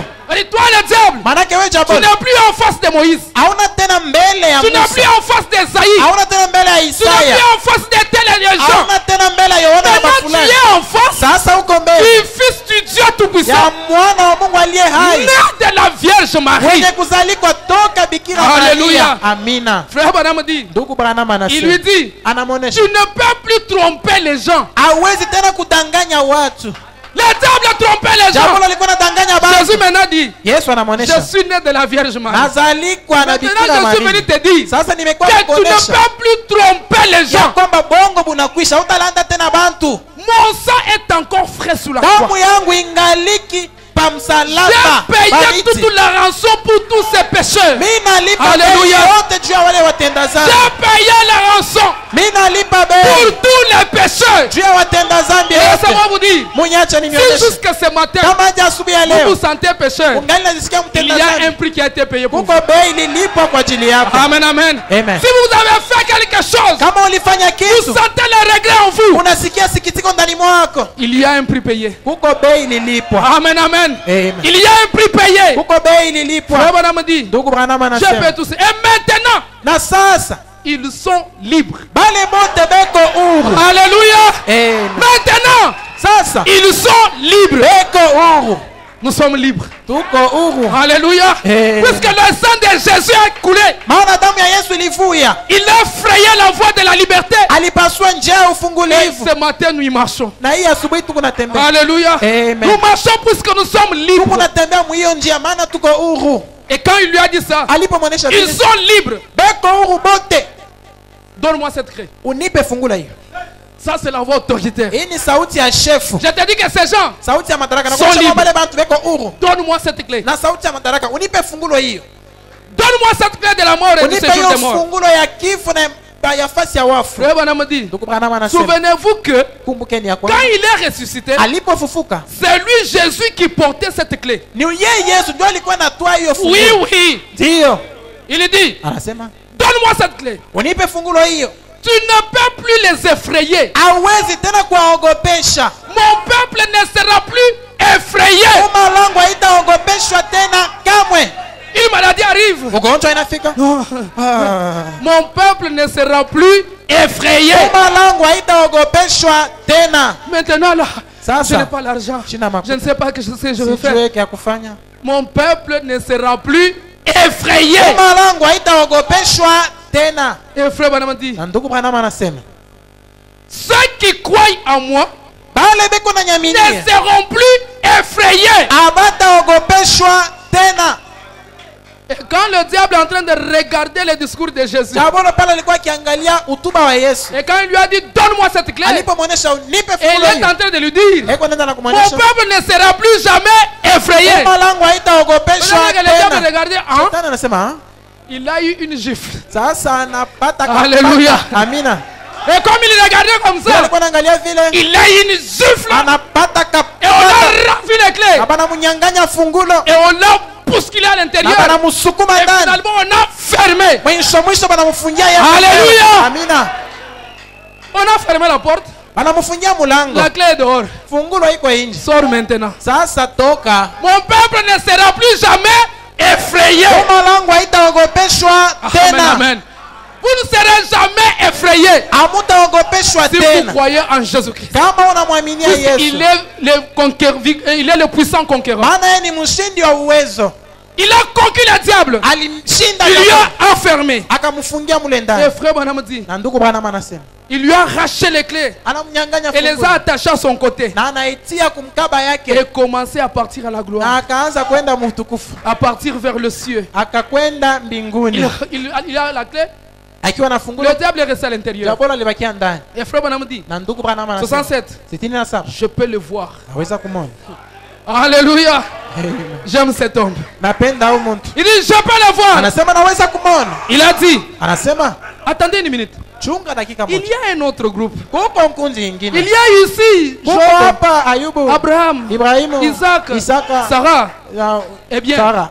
le ciel sera à peine le ciel sans Sarah. Mbingu iteti itakuwa tu mbingu ya vya kweli wakati Sara ashinamo. Et Abraham, Ibrahimu. non, ça ne Hapana. peut pas aller comme ça. Haiwezi kufanyika vile. Les voilà dans le paradis. Umwone anaenda mparadiso. Frère Branham dit, Ndugu Branham anasema, il ne pouvait pas aller dans la présence de Dieu. angeweza kwenda wepuni mwa Il Mungu. vivait sous les holocaustes. Alikuwa na chini ya masadaka ya C'est tout ce kuteketezwa. qu'il savait faire. Njoo kile balijua kufanya. Ils étaient justifiés. Alihesabiwa haki. Mais cela ne pouvait pas les séparer du péché. Lakini angeweza Et kuwatenganisha cela na ne dhambi. pouvait pas Hiyo, ôter les péchés. angeweza kuondoa dhambi. Ainsi, Tombi. Abraham et les autres là dans le paradis chantaient peut-être un cantique ce Ibrahimu na matin-là. wengine mparadiso walikuwa naimba saa zingine Frère nyimbo Branham ya précise asubuhi. même l'heure. Ndugu Branham anahakikisha À saa 16 heures du matin. mwiyo Alléluia. saa 8 ya usiku Ils étaient en train de chanter. walikuwa wakiimba Le feu divin brille dans mon cœur. Le feu divin brûle à mon brille à mon cœur. Le feu divin brille brûle à mon à mon cœur. le feu divin Alléluia. brûle Et comme ils étaient assis là, vile walikuwa bakikala comme pale entendre là-bas. fulana tuma kule Alléluia. Alléluia Gloire à son nom. Oh, Alléluia. Alléluia. gloire à son nom Gloire à son nom. Alléluia Alléluia. gloire à son nom Gloire à son nom. Alléluia gloire à son nom. Et comme ils chantaient, vile walikuwa bakiimba vers 2 heures du matin, musaa 8 ya usiku l'heure de la terre, saa ya pa udongo. Je peux le voir se diriger Naweza kumwona kwa vers naenda les portes du paradis. mlango ya paradiso. Alléluia. Amen. Je peux entendre Abraham dire. Naweza kusikia Ibrahimu akisema. Je demande qui est là. Qui Nauliza, est-ce? ni nani? Parce qu'il est allé encore frapper là. Maana alienda tena kukonkola kule kwa Il heshima. arrive là, il frappe. Anafika kule anapika. Abraham dit. Ibrahimu Parce que anasema. tous les saints qui mouraient, Maana watakatifu wote walikuwa c'est lui qui était wakikufa. à la porte, c'était Abraham. Mwenye alikuwa kwa mlango ilikuwa Ibrahimu. Et quand quelqu'un frappe, Wakati mtu anapika, Abraham s'est dit peut-être c'est Jean. saa zingine ni Yohana. C'est quelqu'un bon. Je Saa peux zingine ouvrir. ni mfungulie kwa mbele. Eh, Na frère Abraham dit. ndugu Branham anasema Abraham, il ouvre la porte. anafungula mlango. Abraham a dit. Ibrahimu akasema, Eh bien, le voilà. vema amefika. Alléluia. Eh, Eh bien, le voilà. vema amefika. Cet homme que j'ai vu dans la vision. Huyu mtu miliona katika ono. Et quand Abraham s'est dit ça, Ibrahimu aliposema vile, Daniel est là-bas. Danieli kule Il court un peu. anakimbia. Oh, la pierre Oh, jiwe qui sortit de la montagne. iliyoshuka toka Sans mlima le secours d'aucune main. pasipo msaada mkono hata moja. Et Daniel était dans la joie. Danieli alikuwa katika furaha. Job regarde. Ayubu anaangalia. Oh, mon parent rédempteur. Baba Mon mkombozi. parent rédempteur. Baba mkombozi. J'ai respiré en toi. Mimi nilikuwa nakutumainia. J'espérais en toi. Mimi nilikuwa nakutumainia. Celui qui s'est levé. Mwenye aliinuka. Qui s'est levé. Aliinuka. Et Sarah arrive. Abraham, c'est quoi? Sasa rafiki Ibrahimu ni nini? C'est lui qui avait discerné ma pensée là. Yule alitambua mawazo Amen, yako. amen. Chacun dans le paradis Kila mtu ndani ya devait paradiso reconnaître Jésus. alipasha Que kumtambua la manière Yesu. qui s'était révélée à lui. Kuna namna kupitia yule alifunua kwake. Alléluia. Amen. La manière que Jésus se révèle, Kuna namna kupitia Yesu kuna c'est différent. Alléluia. Amen. C'est très différent. Ilikuwa tofauti. Alléluia. Amen. Et le Seigneur était là. Quelle joie immense. Watakatifu walikuwa pale, furaha gani Quelle kubwa. danse ce jour-là. Kutimuna gani hiyo siku. Alléluia. Amen. Eh bien, Vema.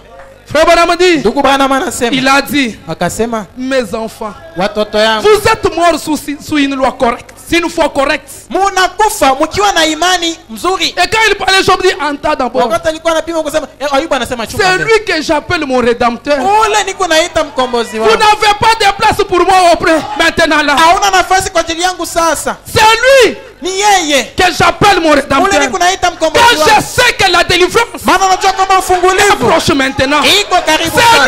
lui. Ni yeye. Il devait témoigner à toutes choses. Alipasha kushuhudia ndani Il ya a vyote. témoigné à la terre, Alishuhudia au kuudogo. séjour des morts, Fasi ya wafu. aux âmes perdues, Manafsi mpotevu. ici au paradis. Hapa paradiso. Il a dit, Amasema. vous avez été fidèles. Mulikuwa waaminifu. Alléluia. Amen. Il dit à toute personne qui était là, Anaonesha mtu yote alikuwa vous pale. avez été fidèles. Mulikuwa waaminifu. Maintenant, Sasa venez. jioni Nous partons ce matin. tuko naenda asubuhi ya leo. C'est presque l'aube. Inakuwa karibu Mon corps est mapambazuko. encore scellé là-haut. J'ai un autre corps ici. Niko na mwili ingine Mon hapa. corps est encore scellé là-haut. Mwili ingali ni kuchungiwa J'ai encore un kule. autre ici. Niko na ingine hapa. Frère Branham dit Ndugu Branham 68. anasema 68. Quand un saint meurt, Wakati mtakatifu yuko je nakufa, ne sais pas vous dire quel genre de corps il reçoit. sijue kukuonesha aina gani ya mwili kwa Mais ce n'est pas un corps glorifié. lakini aina mwili ya Ce n'est pas un kutukuzwa. esprit, mais c'est un genre de corps qui dure jusqu'à la résurrection. Inayodumu hadi Quand il a wakati dit, kufufuka. je n'ai Aliposema pas encore été glorifié, shia tukuzwa mais bado, je m'en vais au ciel. lakini nakwenda Et nous mbinguni. allons sortir dans quelques minutes. Tutatoka mudakika chache. Je peux entendre Sarah dire, Naweza kusikia Sara akisema, viens Abraham. kuja Ibrahim. Et tous se sont rassemblés. Bote Les bakakusanyika. saints lui ont apporté leur soutien. Watakatifu wakamletea msaada wao. Ensuite, vous savez, Kisha mnajua c'est l'aube.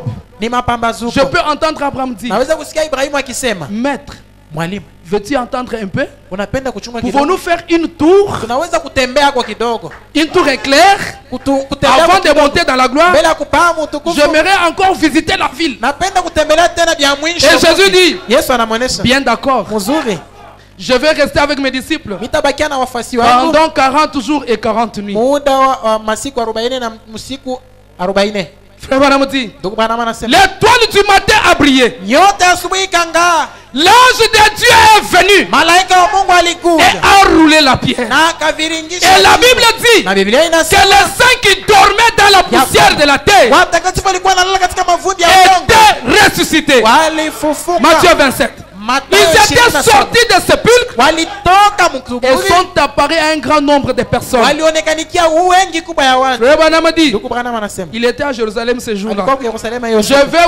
peux voir Caïphe Naweza kuona huyo mfalme et Kaifa l'entendre dire, na kumsikia akisema, savez-vous quoi? unajua nini? On me dit que c'est Saint exalté et ressuscité des morts de ce matin. Anaonyesha kwamba ule mtu wa zamani anafufuka toka Je huko me siku ya demande leo. ce que Mimi najiuliza qui va donc arriver à ces gens? nani atafikia kwa wale bantu? Tous ces gens d'histoire. Hii aina ya bitu nani Je mwenye peux ataviamini? voir Abraham, Naweza kuona Ibrahim. Isaac marcher. Isaka. Abraham et Sarah Ibrahimu na Sara s'entoura de ses bras. wakajiviringisha Et descendant la wakikumbatiana, wakitembea Sarah et mbarabara. Abraham dit, Sara na Ibrahimu akisema, Abraham dit, Ibrahimu anasema, Sarah, Sara, n'est-ce pas la ville?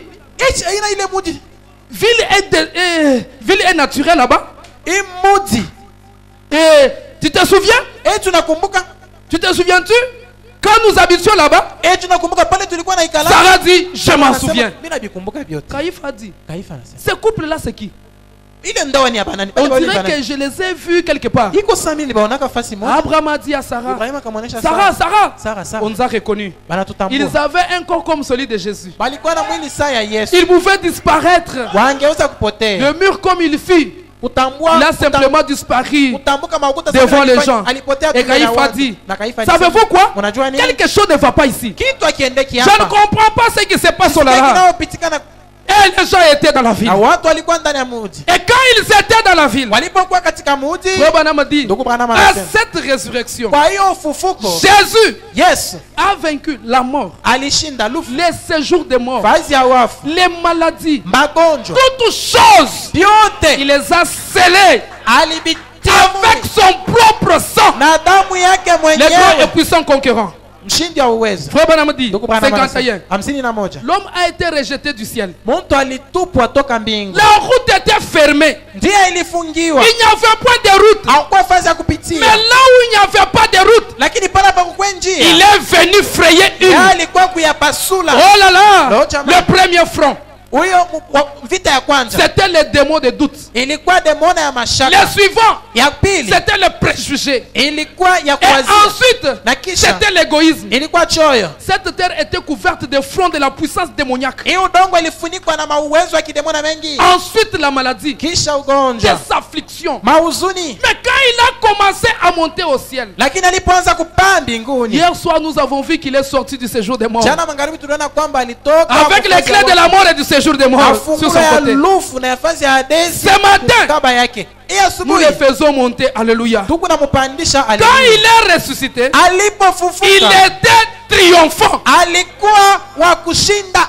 Et tandis qu'il montait, Wakati alikuwa akipanda, il a brisé chaque puissance démoniaque alivunja kila uwezo wa kidemona qui avait une emprise sur l'homme. yenye ilikuwa na mtawala mtu. Il est monté au ciel Alipaa mbinguni et il a fait des dons aux hommes. na anatumia watu Les mazawadi, dons du Saint-Esprit, zawadi ya Roho le Mtakatifu, puissant conquérant. mshindi wa uwezo. Ce matin, Hii asubuhi il est le seul. yeye ni peke yake. Alléluia. Amen. Ce matin, Hii asubuhi il est le seul. yeye ni peke yake, Et entre lui na katikati yake et chaque croyant, na kila mwaminifu il y a une vieille route bénie de la sainteté. kuko njia mnene ya kubarikiwa ya utakaso. Alléluia. Amen. Entre lui Katikati et yake chaque croyant, na kila il mwaminifu y a une route bénie peko barabara de la kubarikiwa sainteté ya utakatifu sur laquelle ambamo les justes marcheront. wenye haki watatembea. Il n'y a point d'échappatoire. Hakuna tena nafasi ya Il n'y a qu'un kuepukia. seul chemin effrayé depuis la gloire. Kuna paka njia moja iliyopasuliwa toka utukufu. Il a laissé les traces des pas ensanglantés. Aliacha manyeo ya hatua Pendant yenye qu'il kuwa na damu. traversait les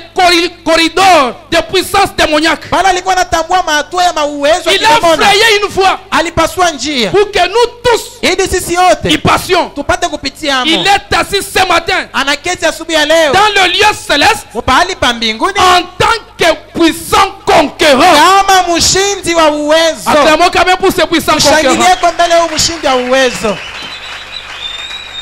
Il est assis là Ameketi comme pale le puissant kama conquérant. mshindi wa uwezo. Le puissant conquérant du 2 mars 58. Mahubiri mshindi wa uwezo Paragraphe 2 Mars 54. Il a tiré les rideaux akakokota afin pazia que nous puissions regarder de l'autre côté du rideau de ili temps. tupate kuangalia ngambo ya pili ya pazia wakati. Il a ôté chaque blif aliondosha Du kila, diable. kila kizuizo kia en diabolo payant le prix. mukulipa bei. Ce soir, Hii jioni il est conquérant. yeye ni Et mshindi. la Bible dit Na Biblia inasema que nous sommes plus que vainqueurs ya kwamba tuko washindi par zaidi celui qui nous a aimés. kupitia ule ametupenda. Nous sommes plus que vainqueurs Tuko washindi zaidi par celui qui nous a aimés. kwa ule mwenye ametupenda. Ainsi, Hivi les chrétiens qui sont ici ce soir Wakristo wanapokuwa hapa asubuhi ya leo ou ce matin pour nous au asubuhi ya leo kwa ont ajili yetu, la situation sous contrôle. beko na mambo chini ya ulinzi. Amen, amen. Amina. Chaque chrétien Kila Mkristo qui est ici, anayekuwa il hapa a chaque situation eko na kila mambo sous contrôle. chini ya ulinzi. Pourquoi, frère Branham? Kwa nini ndugu Nous Branham? avons vaincu le péché. Tumeshinda dhambi, Nous avons vaincu la mort. tumeshinda Nous mauti, avons vaincu le séjour des morts. tumeshinda Nous makao ya avons vaincu wafu, la tombe. tumeshinda Nous kaburi, avons vaincu la maladie. tumeshinda magonjwa. Parce que Jésus est pour nous Maana Yesu eko kwa ajili le yetu, puissant conquérant. ushindi wa uwezo.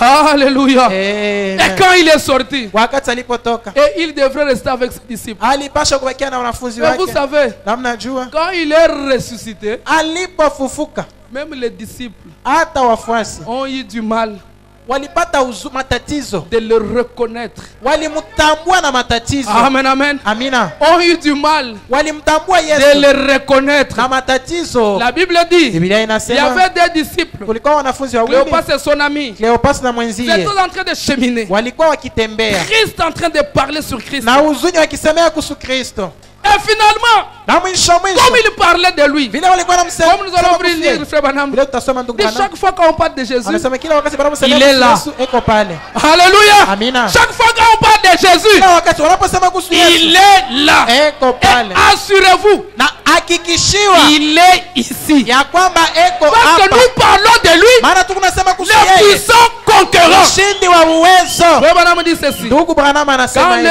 les yeux s'ouvrirent, mahubiri wakati macho yao yalifunguliwa, paragraphe 32, kifungo du 32 20 avril 1956. ya mtarehe 20 April Paragraphe mwaka 39 Branham 56, kifungo 32 Donc, sur leur chemin, njiani mwao ces deux disciples pensaient à lui. hao wafuasi wawili walikuwa Et wakimwazia comme ils pensaient à lui, vile walikuwa nawaza kuhusu il yeye, apparut au bord de la route akaonekana et s'est pembeni ya mis à njia leur parler. na akaanza Mais ils ne les kuwazungumzia, reconnurent pas. lakini walikosa kumtambua. C'est comme ça. Njo vile Tenez, saisissez cela. bamba hayo vile, Je suis sûr que c'est la raison pour laquelle nahakikisha kwamba njo sababu kwa nous ne hiyo voyons pas tellement Christ. hatumonake sana C'est Kristo, parce que nous parlons beaucoup d'autres choses sauf de Christ. maana tuko nasema vitu vya mingi vingine kutosha moto Si vous Kristo. laissez vos convertisations Ukaacha mazungumzo yako porter sur Christ yenye kusemea mpaka yule et ya sur Kristo son œuvre accomplie na yule ya kazi yake yenye et sur sa kutimiza bonté, na yule ya wema au wake, lieu de parler de tant d'histoires auxquelles nous pensons tout au long du jour, bali ya kusemea vitu vibaya vyenye tuko nasemea muda wa siku, Christ nous apparaîtra plus souvent. hakika Kristo atatuonekanikia Si mara seulement mengi nous considérons cela de cette façon-là. kama tu tukiangalia na kuichukua mnamna hiyo. Et comme ils avançaient parlant de lui, Vile ulikuwa wakisongea wakisemea il kuhusu a yeye, fait route avec lui. alitembea Et ils nabo ne l'ont point reconnu. na bakumtambuake. Souvent, il est à vos côtés, Mara mingi eko pembeni yanu là, à l'hôpital. kule kwa hospitali, Lorsque votre médecin vous a abandonné, wakati munganga wako amekuacha après avoir fait tout ce qu'il pouvait, kisha kufanya yote angeweza mais kufanya, vous vous êtes rétabli. lakini wewe ulipona. Vous n'avez pas compris qui était là. Au kuelewi nani mwenye alikuwa pale pembeni Amen, yako. amen. Amina. Quand vous étiez faible, Ulipokuwa mdhaifu, on vous a abandonné. baenzako Mais bote vous basha êtes kukuacha, rétabli. lakini Mais vous ulipona. n'avez pas compris Au kuelewi qui était là. nani Frère alikuponyesha. Branham dit, Ndugu Branham lorsque anasema, cette voiture est venue droit sur vous, wakati yo gari likuia mbio sana, vous avez freiné à mort. weye Et ulishimamisha vous kabisa avez karibu manqué la ukufe. personne de justesse. Ulikosa kumpunga muntu Vous n'avez pas kwa compris ghafla. Au kuelewi qui était à vos côtés. nani alikuwa pembeni yako. Alléluia. Amina. Au point de tamponner quelqu'un. Karibu konge mtu wa Et benyewe, vous freinez brusquement là. lakini karibu wanguke. Et vous ne savez pas qui était là.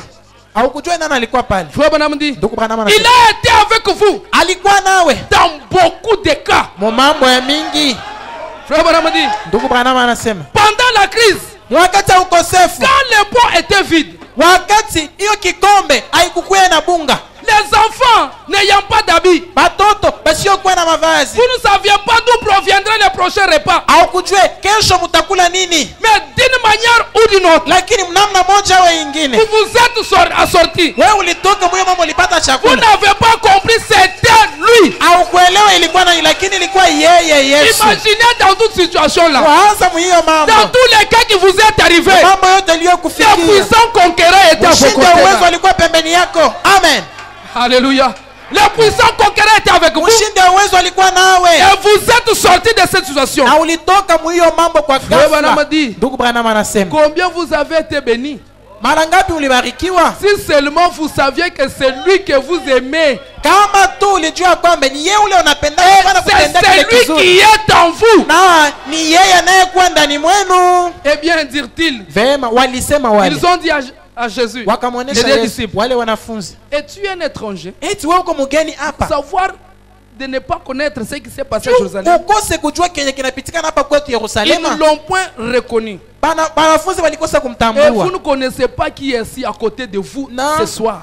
aujue mwenye kuwa pembeni yako jioni ya Vous ne leo, savez pas aba qui est kujuaje assis à côté de vous. nani mwenye kukala Frère pembeni Branham, yako. vous ne savez pas. Ndugu Branham anasema La Bible hamjui. dit, Biblia inasema nous avons logé des anges tulitambuka wa malaika sans le savoir. pasipo kubajua, tulibapita. Non. Nous avons logé tulipokea kwetu nyumbani wa les malaika, anges wa malaika sans pasipo le savoir. kujua. Dieu envoie son fils Mungu anatuma mwana à un wake individu. kwa muntu, Et cet individu na ule muntu est un porte-parole. yeye ni mleta Quand vous neno. recevez cet individu, Unaopokea ule ce n'est muntu pas lui que vous recevez, haina yeye mais vous unapokea, recevez celui qui l'a envoyé. lakini unapokea ule mwenye amemtuma. Jésus a dit, Yesu amesema, lorsque vous me recevez, mnaponipokea ce n'est pas moi si mimi que vous recevez, ambayo mais vous mnapokea, recevez mon Père lakini unapokea baba qui yangu m'a envoyé. mwenye Frère Branham amenituma. dit, reconnaissez-vous cela? Ndugu Branham anasema eti mnatambua hiyo? Amen, amen. Amina. C'est ce que Jésus a fait. Jo kile Yesu Quand alifanya, il marchait avec eux, bali alikuwa anatembea ils l'ont nao, point reconnu. balikosa kumtambua. 36. C'est la sini na sisi. Observez-les. Mumtambueni. Il fait semblant de vouloir continuer sans eux. Ye anafanya saa ashikuwa anapenda kuendelea saa. Souvenez-vous, c'est nao. Jésus ressuscité. Mukumbuke ni Yesu mwenye kufufuka. Amen, amen. Amina. Il a déjà une autre forme. Ashakuwa na umbo ingine. Le visage n'était plus ce que les disciples connaissaient. Uso haikuwa tena kile banafunzi balijuaka. Observez-les. Il Mumwangalieni. fait semblant vouloir continuer sans eux. Anasula saa iko naendelea Mais ces anabacha. derniers le pressèrent d'entrer. Lakini aba bakamsia Ils les persuadèrent d'entrer. bakamkaza aingie nabo. Oh, viens et reste avec nous. Kuja na ubaki nasi. Et jamais il n'a été invité sans qu'il ne vienne. Yesu abaya mwalikaka kama ye akose kuya. Quand on l'invite, Unapomwalika il vient. eko nakuya. Si vous ne l'avez jamais connu Kama huya mjuaka et que vous dites ce matin, na unasema asubuhi ya leo, Seigneur, viens dans mon cœur, Bwana kuja moyoni il mwangu, vient. eko nakuya. Même là où il sait, il sera ridiculisé. Hata pale anajua kwamba pale Il ne batanishusha refuse heshima, pas une invitation. ashikatalake aliko. C'est à nous de l'inviter ce matin. Sisi njoo tunaweza kumwalika asubuhi ya leo. Jésus vient Yesu kuja et il vient. na atakuya. Quand vous l'invitez Unapomwalika et que vous ouvrez les portes de votre cœur, anafungula mlango wa moyo wako. Christ accepte toujours cette invitation. Kristo anaitikaka paka hiyo Il aliko. attend et il a un grand désir. Anaongoja na eko na nia Et il est kubwa. patient de répondre à cette invitation. Eko na saburi kabisa kujibia kuyo Qu'il aliko. s'agisse de la prédication de la parole, Ipate kuwa juu ya mahubiri ya qu'il neno. s'agisse de voir ses œuvres, Ipate kuwa kwa kuona de matendo voir le zake. coucher du soleil, Kuona de voir le lever du soleil, kabla ya mapambazuko. d'observer les fleurs éclore,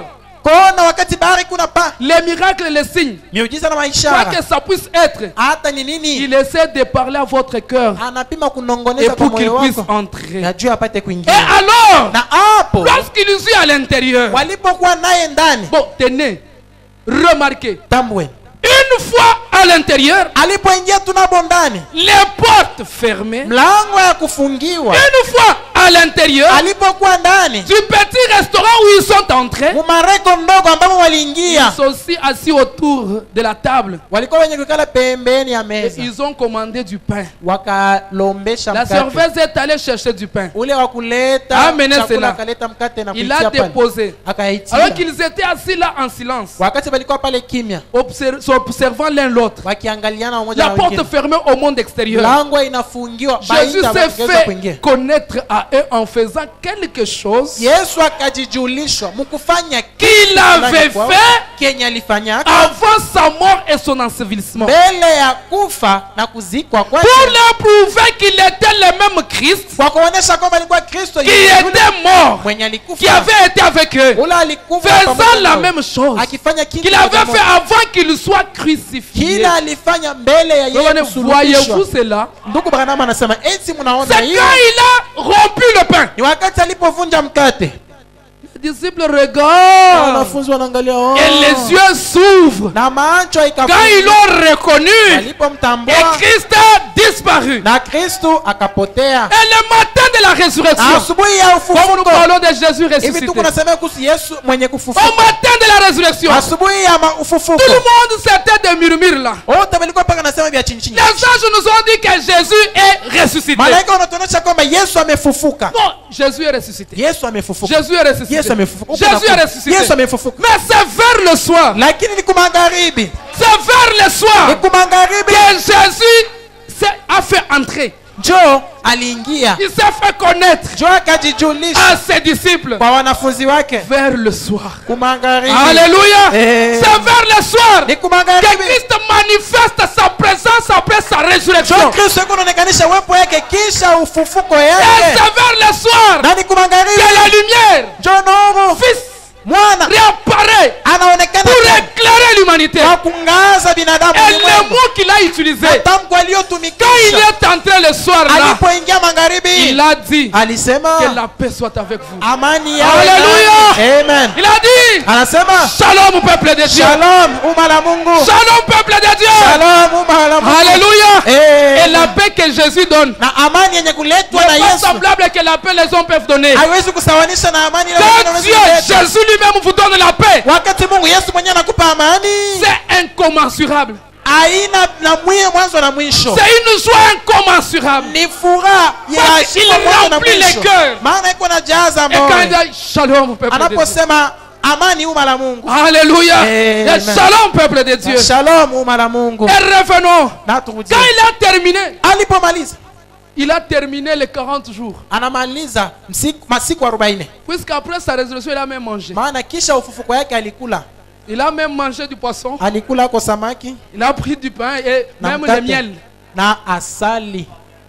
Il a léché quand même le miel. Akalambula kwa Pour asali. montrer à ses disciples que je suis le même. Kwa kuonesha wafuasi wake kwamba Amen, niko yule amen. yule. Je suis le même. Niko yule yule. Je mange aussi. Niko nakula Amen, tena. amen. Hey. Revenons d'abord. Turudie kwanja. Dieu amène son église à la Mungu perfection. anafikisha kanisa yake kufufuka Paragraphe 70. ukamilifu kifungo 70. Ces gens-là étaient, Wale watu walikuwa après 40 jours kisha masiku et 40 40 nuits de visite sur la terre, mchana 40 na usiku 40 pa udongo ya les saints l'ont kutembelea. entendu dire, Watakatifu walimsikia akisema un jour nous retournerons. siku moja tutarudia. Alléluia. Amen. Alors quand Jésus fut enlevé, Hapo wakati Yesu Frère alinyakuliwa, Branham dit gloire à Dieu. Mungu Branham anasema utukufu kwa Je Mungu. peux le voir. Naweza kumwona Quand il est ressuscité à alipofufuka Pâques, ce siku ya matin-là, Pasaka hiyo asubuhi, pour monter après l'ascension, kisha kupanda kwake, et les saints sont partis avec lui. na watakatifu walienda pamoja naye. La Bible dit, Biblia inasema il a amené captive la captivité. alipeleka ufungo yenye kufungwa, Il a fait des dons aux hommes. anafanisha Frère watu na Branham zawadi.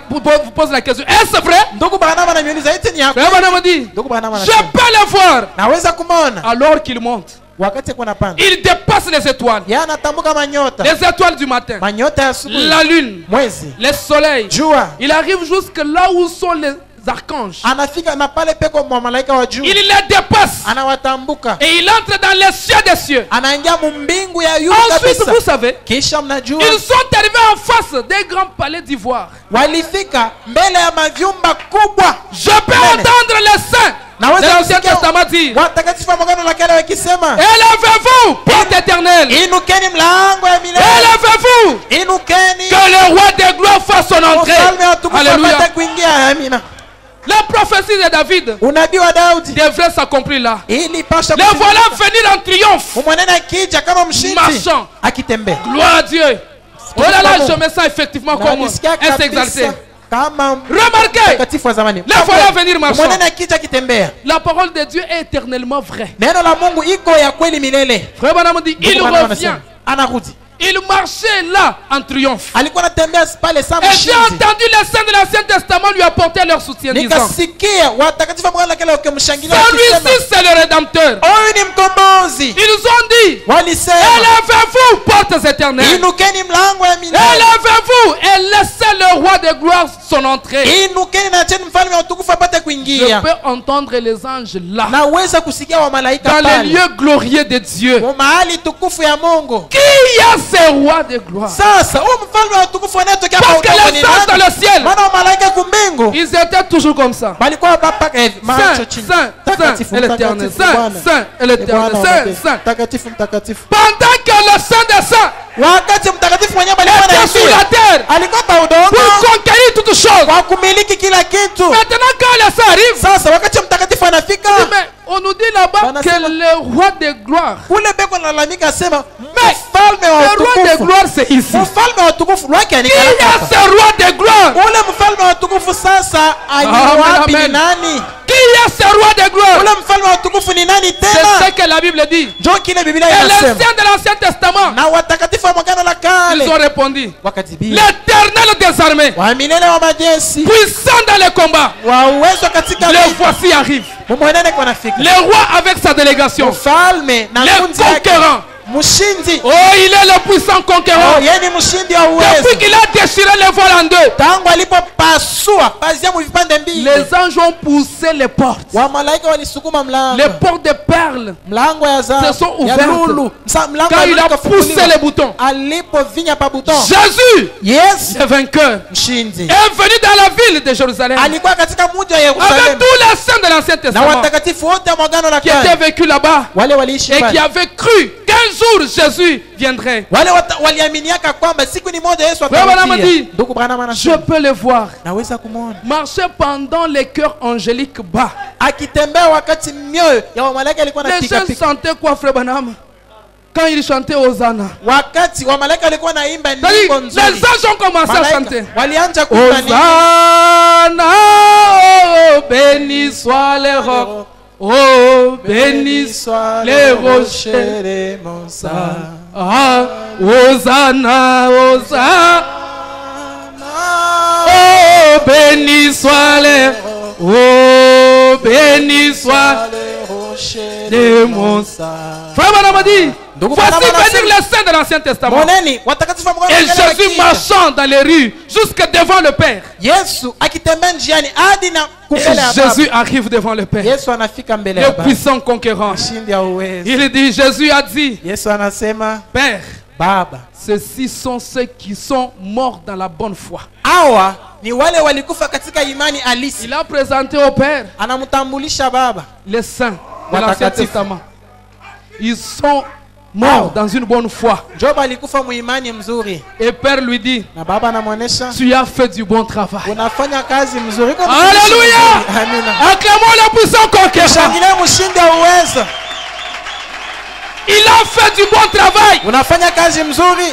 Tu as fait du bon travail, mon fils. Unafanya kazi mzuri mwana wangu. Monte ici, Panda huko sur mon trône, pa enzi et yangu. assis-toi à ma droite. Na keti Jusqu'à ce que je fasse chaque ennemi ton marchepied. hadi na pale tafanya kila adui apate kuwa vikanyangio vyako. Amen. Amina. Et Dieu lui regarde, le Père lui regarde. Baba anamwangalia. Car Maana l'un de ces jours, moja wa hii masiku j'irai habiter Gantam dans l'état de New York. taenda katika hiyo jimbo ya New York. Baba me dit Alléluia. Ndugu Branham anasema haleluya. Alléluia. C'est-à-dire, quelqu'un était après ici. Dakika chache baadaye, Toi Jésus, we Yesu tu as fait du bon travail. unafanya kazi mzuri. Mets-toi maintenant ici. Ikala hapa sasa. Jusqu'à ce que je puisse faire tes ennemis Hadi na pale takuisha maadui tes zako marchepieds. upate kubakanyana. Maintenant, après, Kisha j'irai. nitaenda. Alléluia. Amen. J'irai là-bas Taenda à New York. kule ku New York. Alléluia. Amen. J'irai à New York. Nitaenda ku New York. Frère Branham dit Alléluia. Branham anasema Je haleluya. vais encore t'envoyer Akutuma tena pour prendre tous ceux qui meurent dans la foi. kwa kubeba wote watakufa katika imani. Alléluia. Amen. Jésus ne pouvait pas laisser ces gens comme ça. Yesu angeweza kubakia tu vile. Jésus ne pouvait pas nous laisser comme cela. Yesu angeweza kutuacha tu Il y vile. avait un plan pour nous. nous. kulikuwa mambo kwa ajili Branham yetu. dit, Na ndugu Branham anasema, Amen. Amen. Les voilà. Mumoneni. Les voilà. Yeko hapa. Les grands Mkubwa. et puissants conquérants. Mshindi wa uwezo. Assis à la droite de la majesté de Dieu ce Mwenye soir. kuikala kukume kwa utukufu ya Dans Mungu sa jioni leo. présence. Ndani ya uwepo yake. Amen, amen. Amina. L'âge de l'église de Smyrne. Kizazi ya kanisa ya Smyrna. Et Jésus devait Na aller. Yesu alipasha kwenda Là-bas, kule. c'était quand? Ilikuwa mwakati Lisons gani? la parole de Dieu. Tusome neno la Mungu. L'âge de l'église de Smyrne. Kizazi ya kanisa ya Du 6 Smyrna. décembre 1960. Tarehe 6 Disemba Paragraphe mwaka 60. 144. Kifungo 144. Puis, Kisha il sortit de tombeau alitoka mtuburi et monta au ciel. na akapaa mbinguni. Jéhovah, Jehova revenant akirudi sous la forme du Saint-Esprit muumbo ya Roho Mtakatifu pour vivre dans son église, kwa kuishi ndani ya kanisa parmi lake, son peuple. katikati ya umma lake. Gloire. Utukufu. Jéhovah Jehova marchait dans l'église, akitembea ndani ya kanisa, discernant les pensées des cœurs. akitambua mawazo ya mioyo. Jéhovah Jehova guérissant les malades. akiponya wagonjwa. Jéhovah Jehova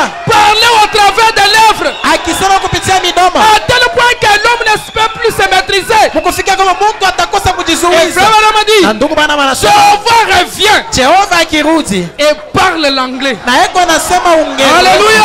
Eh, Quand il a ressuscité, aliporudi. alléluia. Amen. Quand il a ressuscité, Alipofufuka même avant qu'il meure, hata mbele ya il ne kufa parlait pas l'anglais. ashikuwa anasema Uingereza lwa, Il parlait l'hébreu. alikuwa anasema Kiebrania Mais la quand il vient Arameia, à l'état de New York, lakini wanapokuja kuyesu La jimbo la New Jehova. York kule Jehova il parle l'anglais. eko anasema Uingereza. Alléluia. Amen. Jéhovah, Jehova il vient dans une salle. eko nakuwa Il dit, katika chumba, good morning, people of God. anasema My God bless you. Mungu wangu anibariki. Alléluia. Amen. Là, c'était Jéhovah Bale ilikuwa Jehova qui vient maintenant avec une langue. anakuwa na lugha. Alléluia. Amen. Et il donne même l'interprétation. Analeta na utafsiri. Frère Branham dit, Ndugu bana anasema il est Jéhovah. yeye ni Jehova. Frère Branham dit, Ndugu bana vous anasema voulez un signe? eti mnapenda alama? Amen. Amen. C'est Jéhovah est venu Huyu Jehova amekuja faire une prostituée anakuia pour kaba, relever de la condition où elle était. anamtosha mwali ya buchafu ambao Elle était alikuwa tombée si basse. alianguka mubuchafu Les sana, gens ne pouvaient pas les regarder. watu angeweza kumwangalia Il kwa a ajili ya lavé, l'a uchafu rendu yake, complètement blanc comme la neige. anamuosha na kumtakasa Il lui na a donné un cœur kuweka aussi kuliko pur theluji. que les fils. Anamupa moyo safi Oh sana. là là. Ayo la la. Jéhovah Jehova a pris un ivrogne anabeba mulevi étendu dans une ruelle. mwenye kunyosha Un mubarabara, cime de mouches lui couvrant la bouche. hata maizi ilikuwa anamufunika kwa ajili ya Et harufu ya afin pombe. qu'il prêche l'évangile. Anafanya huyu apate kubiri Là-bas, injili. le sang de Jésus Pale damu ya Yesu nous purifie complètement. iko na tutakasa kabisa. Amen, amen. Eh, Et c'est pourquoi Frère Branham dit, ndio maana ndugu Branham anasema il a remarqué, alitambua comme Jéhovah parle anglais, vile Jehova yuko anasema il a Uingereza, remarqué que même les oiseaux alitambua ya kwamba hata chantent mandege en anglais. iko naimba Muingereza. Amen, amen.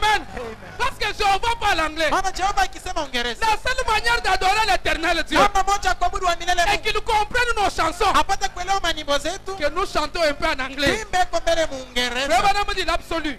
Tegemeo ndugu Branham Quand anasema j'étais en Allemagne, nilipokuwa Kujerumani 406, ya ine na il n'y a sita pas longtemps, je akuyakawia me suis tenu devant 34 000 personnes. nikashika mbele ya Et watu j'ai dit, 1000 nikasema, c'est étrange que vous, ya kigeni ya kwa les Allemands, nini vous ne Wajerumani puissiez pas comprendre. mukose kuelewa. J'ai dit, Nikasema comme j'étais en route pour venir ici aujourd'hui, vile mimi nilikuwa njiani nikija hapa leo, un chien mbwa aboyait après moi en anglais. akalia nyuma yangu Muingereza. C'est juste.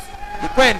J'ai dit, Nikasema cela ne lui était pas du tout difficile. hiyo haikuwa ya nguvu kabisa kwa ajili yake. Et là se trouvait un oiseau. Pale palikuwa ndege, Et il a chanté pour moi en anglais. aliniimbia Muingereza. J'ai suivi la rue. Nikaendelea tena En njia. arrivant ici en arrière, Nilipofika hapa il y tunyuma, avait une maman qui portait son bébé kulikuwa mama alikuwa anatoa mtoto dans les wake bras. mumikono. Et j'ai dit, Nikasema ce bébé pleurait en anglais. ule mtoto alikuwa analia Muingereza. Qu'est-ce qui se passe donc?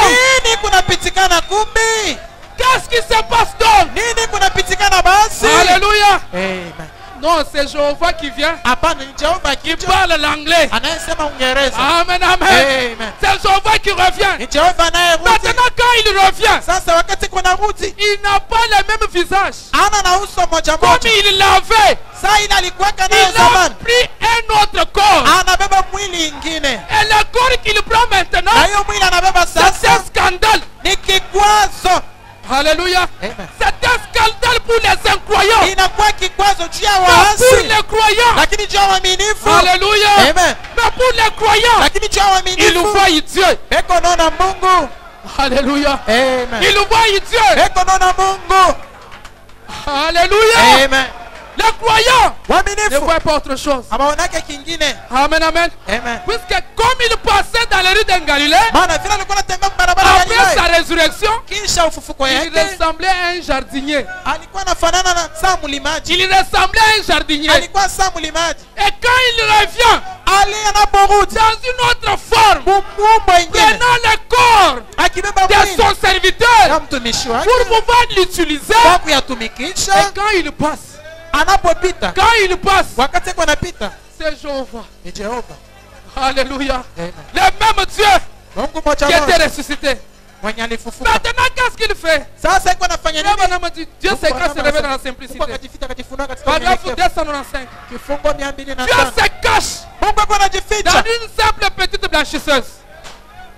Dans une petite blanchisseuse. mkamwili ndogo Ou dans un homme ordinaire au ndani ya mtu wa kawaida qui part avec son repas de midi sous ses bras anayeenda na chakula yake ya magharibi mikono et qui embrasse son épouse. na iko nakumbatia mkewe. Alléluia. Amen.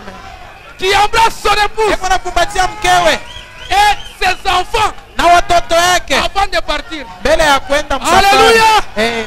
Dieu vient, Mungu ako anakuja il se cache là anajificha mule dans un petit homme. ndani ya kamwili Et ce ndogo. petit homme là, Hiyo mtu il ndogo a une femme. eko na mke, Il a aussi ses enfants. eko na watoto C'est yake. difficile pour comprendre Ni cela. vigumu kwa kujielewa. Alléluia.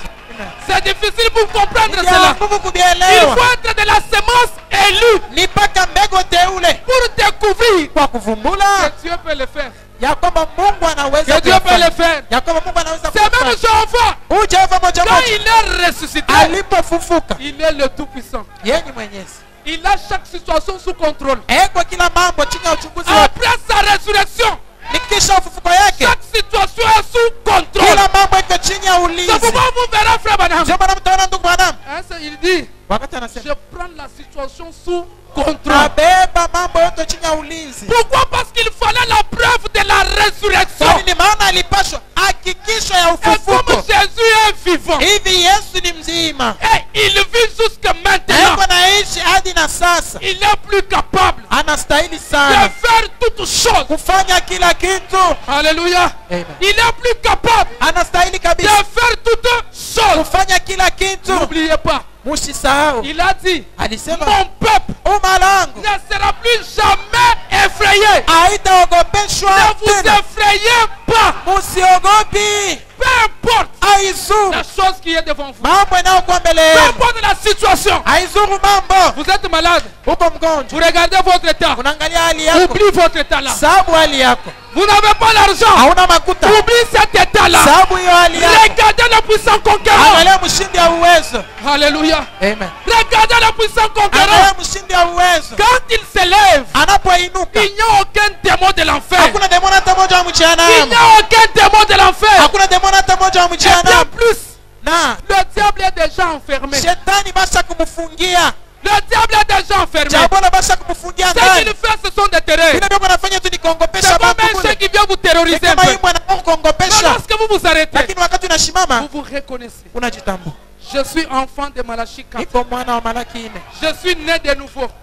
jipya, Baptisé du mwenye Saint-Esprit. kubatizwa na Roho Toi, Mtakatifu. Satan, Wewe shetani, qui est ici? toka. Quand vous vous reconnaissez comme Hivi cela, unajitambua sa la vile, chose ira. kitu Et qu'est-ce que kitaendeka. vous avez? Unakuwa na nini? Si vous pouvez vous lever Kama unaweza et kushimama, regarder la chose en face. kuangalia Si vous pouvez mambo vous mbele, tenir debout unaweza et kushimama, regarder la chose en face. kuangalia mambo Dire à macho la kwa chose macho. là Kuonesha mambo que hiyo Jésus ya kwamba a Yesu fait de nous anatufanya des puissants kuwa conquérants. washindi wa uwezo, C'est plus que vainqueur. washindi Parce zaidi, qu'il a tout vaincu. maana ameshinda Et vyote il est venu aujourd'hui na amekuja se leo révéler en nous. kujifunua kwetu. Il est venu se révéler Anakuwa pour kujifunua que nous ayons accès à à toute chose. ili tupate ruhusa kwa kila kitu. Et ce matin, Na hii asubuhi Jésus est vivant. Yesu ni mzima, Il est ressuscité. amefufuka, Et tout est possible na yote à inawezekana celui qui croit à cela. kwa ule konayaminia. Et il pourra rendre ce qui est ridicule, Anaweza kukuisha kia et chini lever jusqu'au kabisa, niveau des sublimes. kia bula na kileta Il muhali changera nzuri ya toutes juu, choses. atabadilisha Ne vyote. fût-ce qu'à comprendre Kuelewa tu et croire na kuamini que Jésus ya kwamba Yesu vit jusqu'à ce matin. eko naishi hadi asubuhi ya C'est leo, la grande victoire.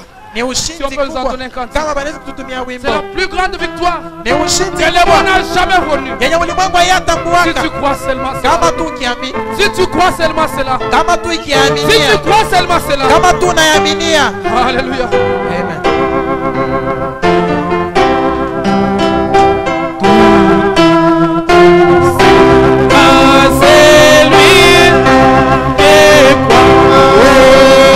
C'est la loi de la foi. L'homme merveilleux qui nous vient des cieux.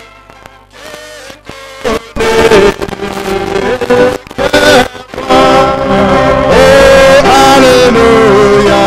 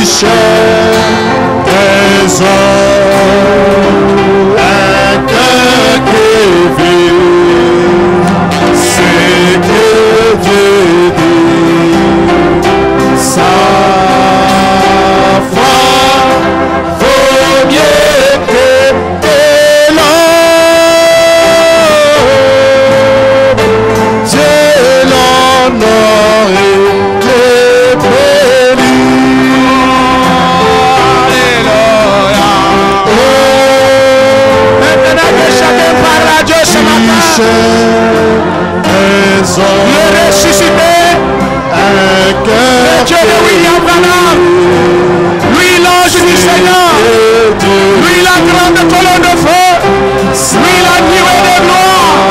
Parle à Dieu ce matin pour ton problème. Présente ton gars Jésus. Jésus est vivant ce matin. Il a la réponse à ton problème. Il est celui qui bénit. Il est celui qui délivre. Il est celui qui brise la puissance du diable. Il est celui qui a vaincu la mort. Il a vaincu la tombe.